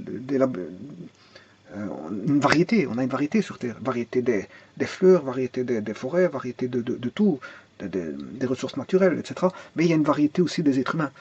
Hein, on ne peut pas avoir tout le monde qui est le même. Je veux dire, on voudrait que tout le monde soit le même, alors qu'on crache sur le communisme et que tout le monde soit le même. Ben non. Non, il y a une variété, mais même dans le communisme, ça n'existe pas le communisme. Il y a toujours des voleurs dans le communisme, il y a beaucoup de gens qui ont été dans des partis d'État, qui ont pris de l'argent plus que les autres. Donc en fait, il n'y avait pas de communisme. C'était communisme pour les petits, mais pas pour les grands. Donc voilà. Donc, qu'est-ce que c'est que le communisme? Ça n'existe pas. Tout comme le capitalisme n'existe pas, parce qu'en fait, qu'est-ce qui se passe? Ce sont des mélanges. Il y a du socialisme avec du capitalisme, et du capitalisme avec du communisme. Et parfois, on a bien sûr des disparités. On a des inégalités, fatalement, parce qu'un grand capitaliste n'est pas un petit capitaliste. Un petit pauvre n'est pas un grand pauvre, etc. C'est normal qu'on a des disparités, c'est normal qu'on a des inégalités. C'est tout à fait normal, parce qu'on est dans une variété. Tout comme on a la variété de la nature, on a la variété des êtres humains.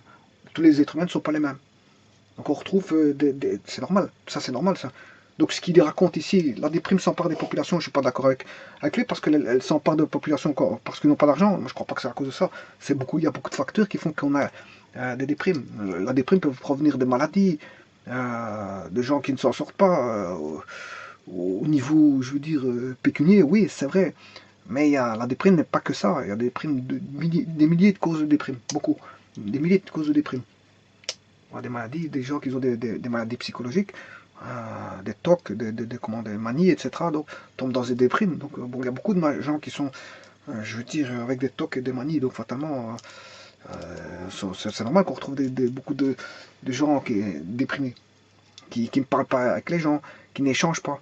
Bon, veut dire, qui gardent leur sous chez eux dans une banque et qui n'échangent pas, bah, qui ne donnent pas de l'argent, qui ne font pas plaisir aux autres. Voilà, donc en fait, ils font des replis comme ils disent les replis. Mais ici, c'est replis identitaires. Hein. Donc ici, qu'est-ce qu'il dit? Les replis identitaires s'aggravent sous l'effet de la dictature du marché. Ah, on ne peut pas discuter comme ça, dictature de marché, c'est des gros mots. C'est des gros mots, dictature. Je crois que la personne là, il y va, je veux dire, en négatif. Donc il est fortement...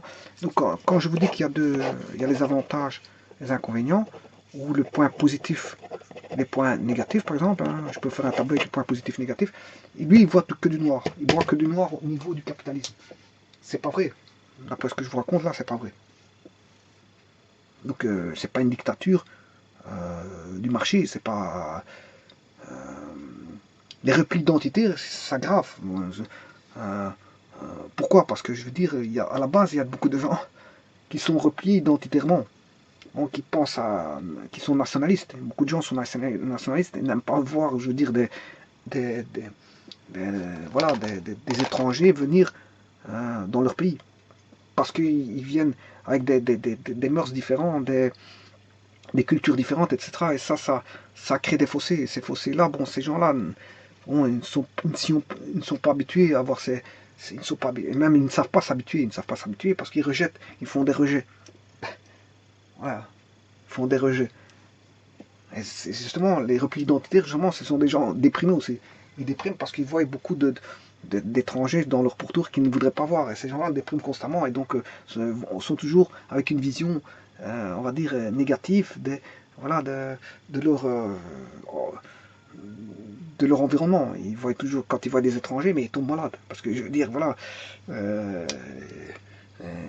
ils sont nationalistes, ils veulent que, je veux dire, seules les populations de leur génétique et de leur culture soient les seules à pouvoir, je veux dire, profiter des bienfaits de leur environnement.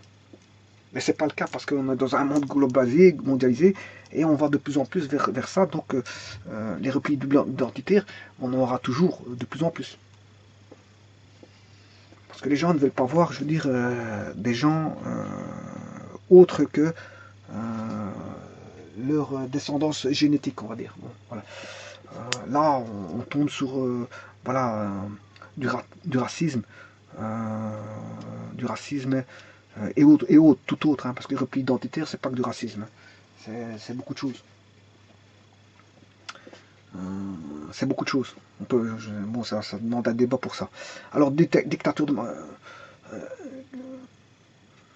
donc la déprime s'empare des populations, des replis identitaires, les replis identitaires s'aggravent sous l'effet de la dictature de marché. Dictature de marché, bon, c'est pas une dictature. C'est pas une dictature. Une dictature, ça veut dire ce que ça veut dire. On a une personne qui commande et qui tape du bâton derrière le, voilà, derrière les gens. On manie pas la carotte et le bâton ici pour faire avancer les gens, loin de là. Ici, pourquoi il y a une... Quand ils disent dictature du marché, maintenant, il y a des lois du marché.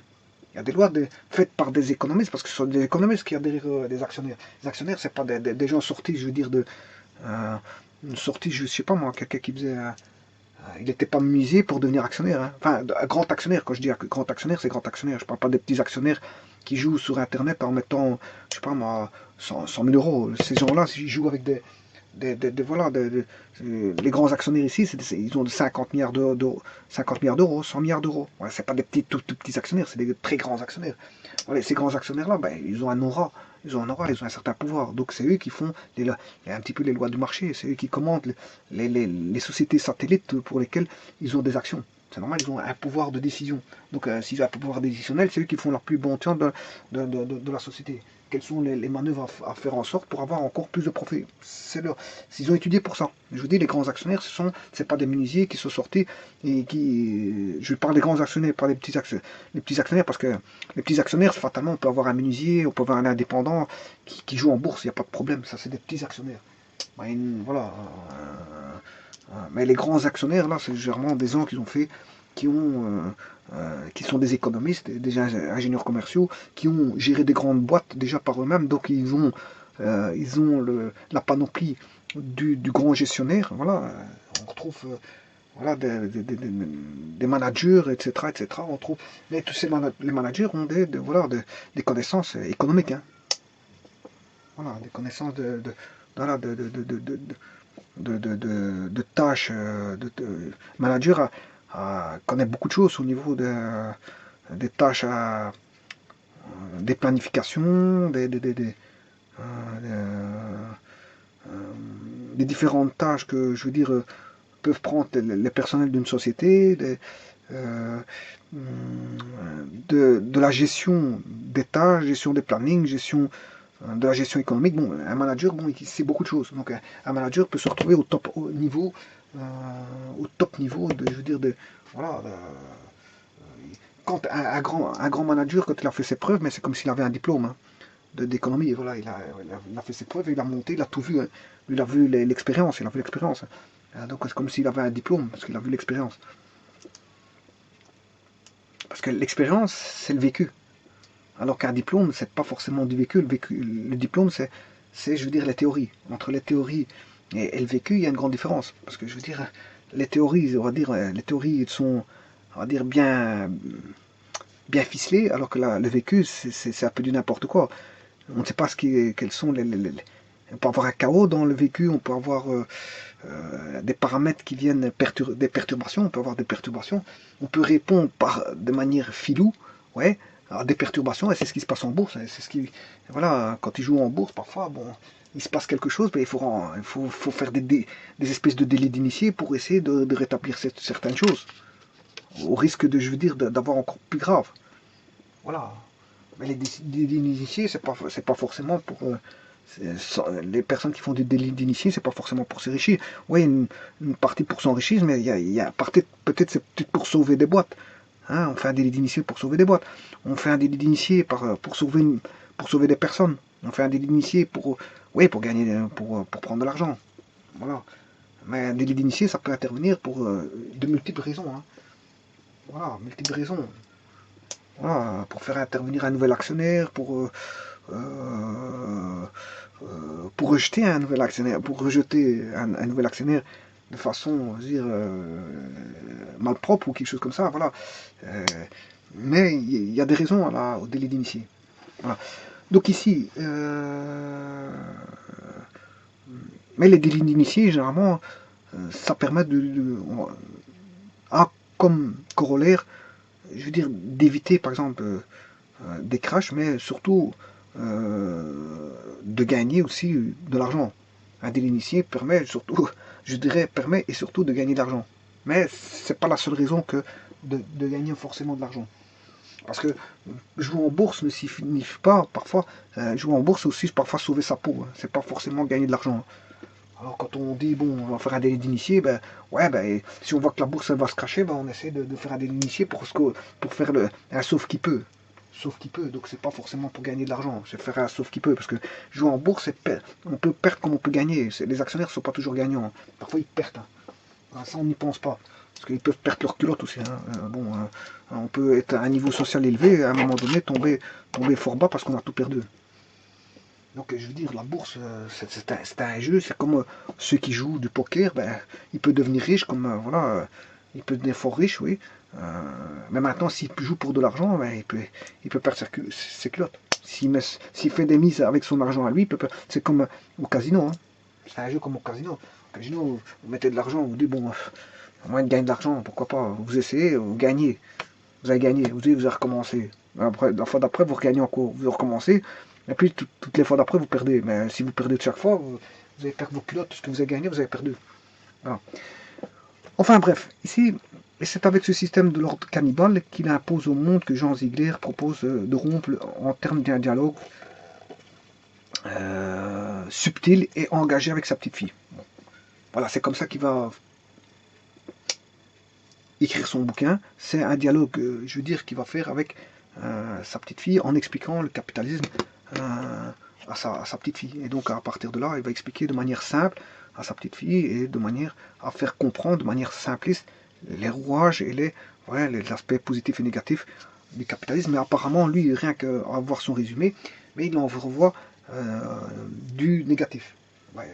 Il ne faut pas entrevoir ça comme ça, parce que sans le capitalisme, je veux dire, le monde est à l'échec.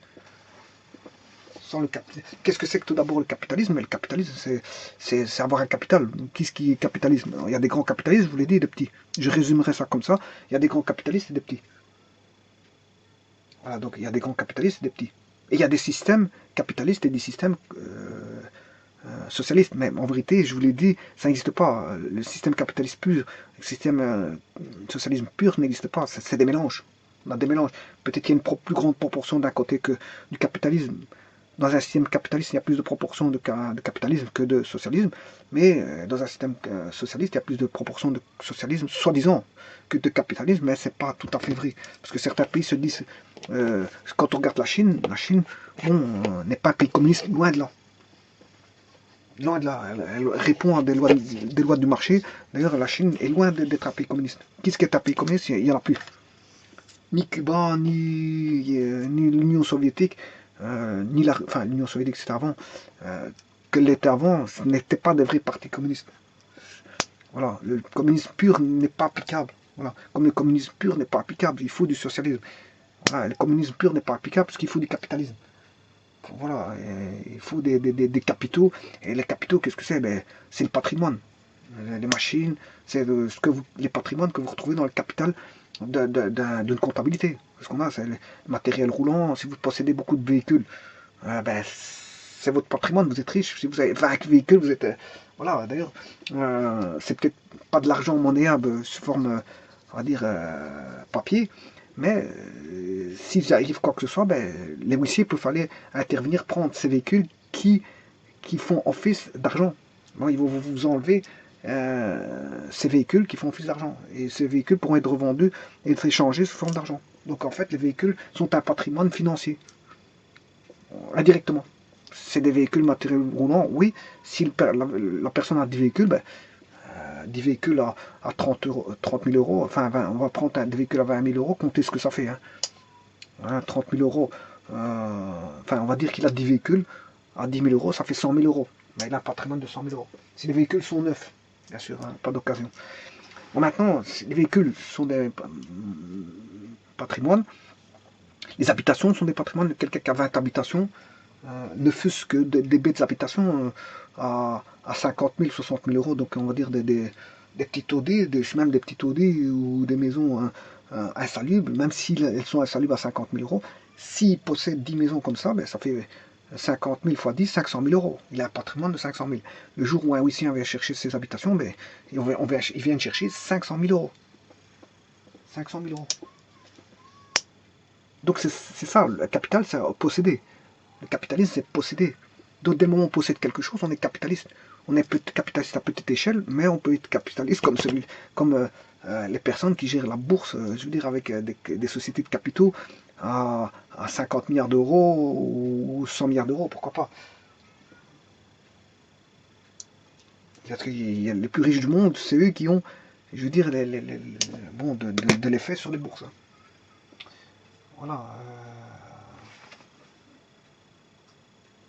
Alors donc, alors on peut avoir d'autres patrimoines, hein, véhicules, les meubles d'une habitation. D'ailleurs, quand un huissier vient, il commence à comptabiliser les meubles à l'intérieur de l'habitation.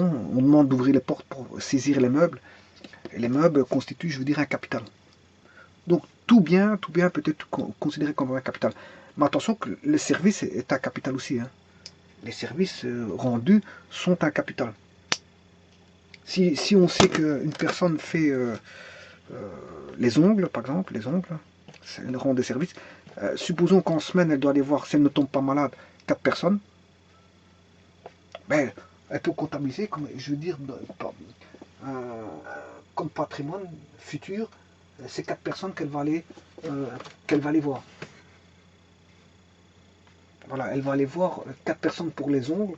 Donc, le patrimoine futur sera les 4 personnes qu'elle va aller voir voilà, elle rendra un service, et pour service rendu, elle recevra, je veux dire, pécuniairement, un salaire. Et ce salaire sera un capital. C'est un capital qu'elle pourra disposer et mettre, faire un placement. Généralement, les gens se disent pas capitalistes, mais les premiers à placer leur argent en banque sont les gens. Les placements en banque sont des placements de capitaux, puisque c'est du patrimoine sous forme d'argent, non pas de biens. Voilà. Donc les gens ils passent de l'argent, ou même ils ont des coffres ou n'importe quoi. Donc ben, la plupart des gens font semblant de jouer aux pauvres. Le problème est là. Voilà. Et ça c'est une autre, voilà. C'est une autre, comment comme un autre débat. C'est un autre débat. Quand la personne disait tout à l'heure ici que des enfants esclaves dans les pays du tiers-monde, qu'est-ce qu'ils appellent pays du tiers-monde? Parce que dans les pays du tiers-monde, il y a des personnes qui possèdent des champs que personne n'a, hein, avec des hectares. Hein. Ils ont des champs avec des hectares. Donc, dire qu'ils sont pauvres, qu'est-ce que c'est qu'un pauvre, qu'est-ce que c'est qu'un riche? Moi, je dirais qu'un pauvre, je regarde le patrimoine d'une personne, je fais un audit du patrimoine. C'est la meilleure façon de voir si la personne est capitaliste ou pas. Vous faites un capitaliste à un certain niveau. À quel niveau? Parce que, comme je dis, le capitaliste, c'est à un certain niveau.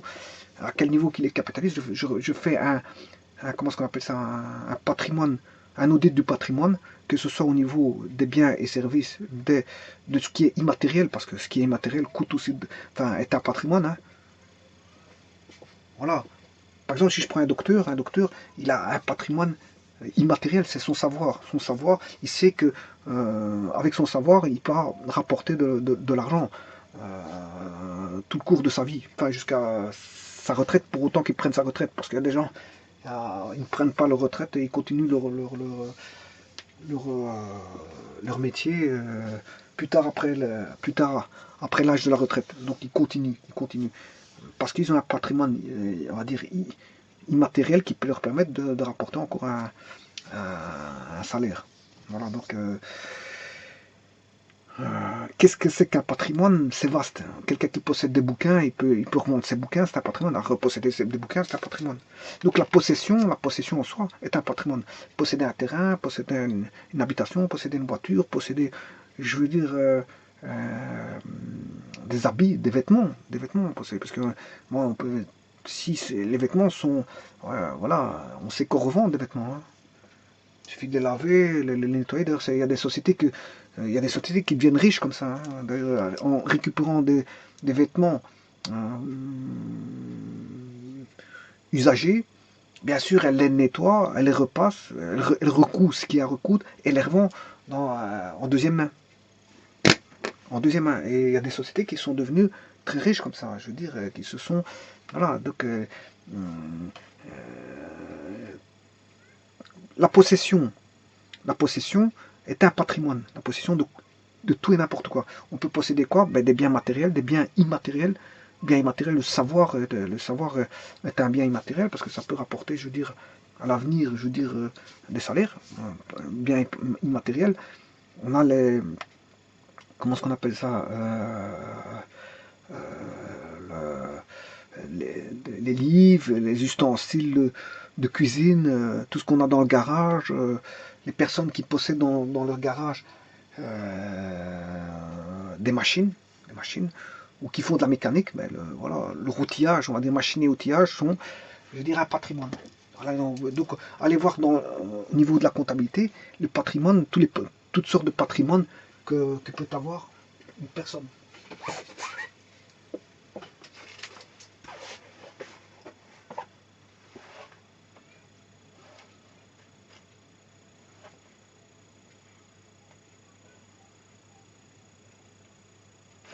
Alors ici, je vais vous montrer un truc avant de terminer cette vidéo.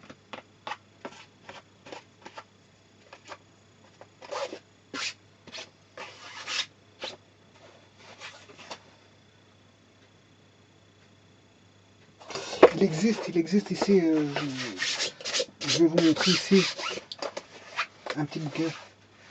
Enfin, un petit bouquin, c'est des brochures. Je suis en train de nettoyer parce qu'il prend de la poussière là. Voilà. Ceci, patrimoine. Bon, enfin voilà. C'est un voilà, ça explique tout ce que les personnes. C'est un indicateur de patrimoine. Voilà, donc ça indique pas mal de choses à l'intérieur. Je ne devrais pas le salir parce que si je l'ouvre, ben, ça explique pas mal de choses sur les patrimoines, les droits d'enregistrement, une alternative à l'usufruit, voilà. Après le brick, le Nex 11, voilà. Ça explique énormément de choses sur les patrimoines en fait, voilà. Bon, mais ici c'est surtout, apparemment, c'est beaucoup dans ce qui concerne la fiscalité, le patrimoine qui sont assez souvent. Enfin, c'est surtout, ça discute des patrimoines en fait. Voilà, je ne veux pas en dire plus. Voilà, voilà. Donc quelqu'un qui possède, ben, quelqu'un qui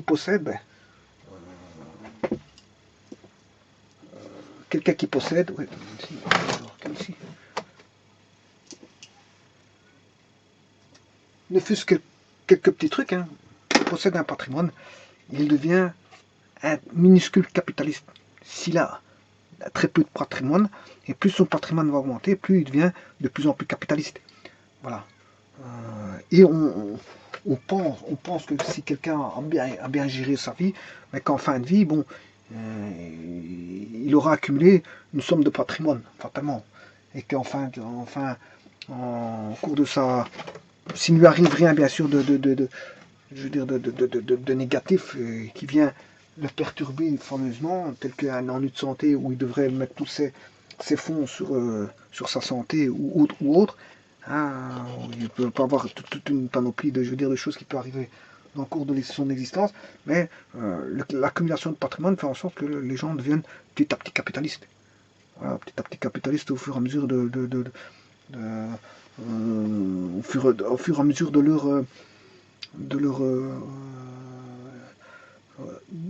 leur cours, de leur existence. Voilà, ils accumulent et ils deviennent capitalistes. Ils accumulent tout et n'importe quoi. Objets, maisons, voitures, terrain, ordinateurs, meubles, matériel roulant, savoir-faire, goodwill, brevet, tralali, tralala. Bon, patrimoine, il peut prendre mille et une, je veux dire, ouvertures possibles. Et donc, les gens deviennent, si vous voulez, capitalistes au fur et à mesure, mais malgré tout, ont toujours une fâcheuse tendance à vouloir cracher sur le plus capitaliste qu'eux. Donc en se faisant passer toujours on va dire, une victime, la victime qui est, en se pensant être toujours non, moins nanti qu'une autre personne qui aurait plus. Donc en fait là c'est un problème d'échelle, c'est que la personne voudrait prendre la place, le lieu et place de la personne qui possède plus. Donc elle a un problème, je veux dire, existentiel, voilà, un problème, je veux dire, personnel, un problème psychologique qui fait en sorte que elle voudrait prendre lieu et place d'une personne en jalousant, tout simplement en jalousant. Et donc en y voyant tous les effets négatifs du, euh, du capitalisme, alors que, je veux dire, elle-même participe, je veux dire, à ces défis capitalistes. Elle est intégrée, en somme toute, dans un esprit capitaliste. Donc elle-même participe à ces fondements et crache sur, justement, elle participe au fondement tout en crachant sur les fondements. Donc là, on voit clairement on va dire le non-sens. Il y a un non-sens à ça. Il y a un non-sens. Il y a les fondements du capitalisme. La personne est intégrée au fondement capitaliste, tout en étant un tout petit capitaliste, parce qu'il existe des échelles inégalitaires de capitalisme. Et c'est vrai que à une certaine échelle, bon, cette personne-là peut se sentir pauvre par rapport au grand riche. Ça, c'est tout à fait normal. Mais c'est normal parce que je vous ai dit que sur Terre, il y a toute une variété je veux dire, une variété d'êtres humains. Je veux dire, avec leur aspect physique, leur aspect mentaux et leur aspect, je veux dire, de possession. Et au niveau possession, mais je veux dire, au niveau patrimoine, ben, se sentira toujours, on va dire, frustré par le fait qu'il y a toujours d'autres personnes qui sont au-dessus. Donc il n'y a pas à jalouser qui que ce soit. On fait tous partie d'un monde où le monde, c'est un monde globalisé, où les fondements capitalistes sont, je veux dire, ancrés.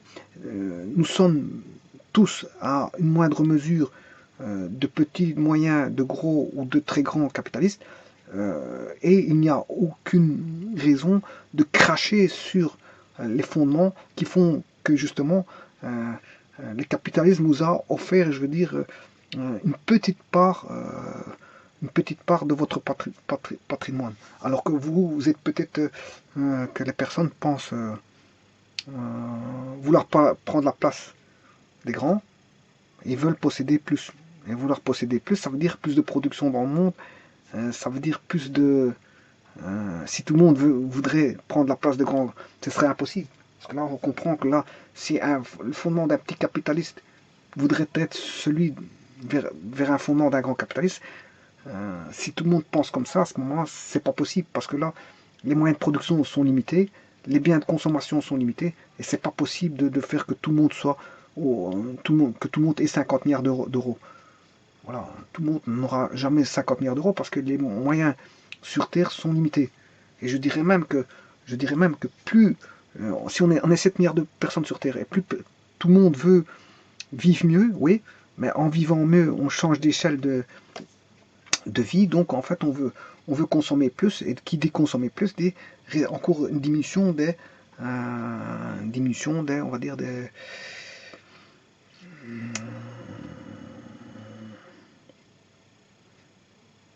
voilà, une diminution des ressources, diminution des ressources, voilà. Donc c'est pas possible. Donc chacun à son échelle, chacun à son échelle, et il faut savoir gérer à sa propre échelle sa façon de vivre, et de façon à ce que son environnement soit le plus propice à une vie, je veux dire, décente, sans plus. Voilà, et pas voir grand. Voilà, pourquoi vouloir voir grand? Pourquoi vouloir un, un 4 châteaux? Pourquoi vouloir 50 voitures? Pourquoi? Bon, ça c'est une question existentielle hein, qu'on peut se poser. Ouais, je veux dire, pourquoi posséder plus que les autres? Et si ce n'est que de faire jalouser ceux qui sont en bas par rapport à la personne qui veut 50 châteaux, 50 voitures, hein, alors que cette même personne jalouse ceux qui sont au-dessus d'elle. Donc s'il y a un problème, il y a un problème, on va dire voilà, de soi, un problème de soi, un problème de psychologie, un problème de psy. Voilà. Normalement, il n'y a pas à être jaloux, il n'y a pas à être, je veux dire, à être jaloux de quoi que ce soit. Les inégalités sont ce qu'elles sont, il faut les accepter. Si on a un petit salaire, ben, il faut accepter ce petit salaire. Si on a un gros salaire, il faut accepter ce gros salaire. Tant mieux. Il ne faut pas cracher sur la soupe. Voilà, ben, voilà. Il y a des personnes qui ont des gros salaires et on a connu des sociétés où l'argent était, je veux dire, voilà, distribué. Je veux dire, c'est le mot à dire, distribué. Je veux dire, voilà, l'argent était, je veux dire, distribué voilà, aux managers, aux actionnaires, etc., voilà, aux PDG, etc. Tant mieux pour eux, tant mieux pour eux. Alors que d'autres, bon, avaient des petits salaires, tant pis pour elles, tant pis pour elles. C'est les fondements comme ça, c'est la loi, c'est le jeu, c'est le jeu qui est comme ça. Il faut accepter les règles du jeu. Et sans ces règles de jeu-là, ben, on retire les actionnaires, on retire les managers, retire les PDG, et en fait il ne reste plus rien, il n'y a plus de travail pour plus personne, et tout le monde sera content de vivre dans un monde où là vraiment il y aura non pas ce qu'il appelle une dictature de marché, mais plutôt une vraie misère sociale. Voilà, je vous remercie.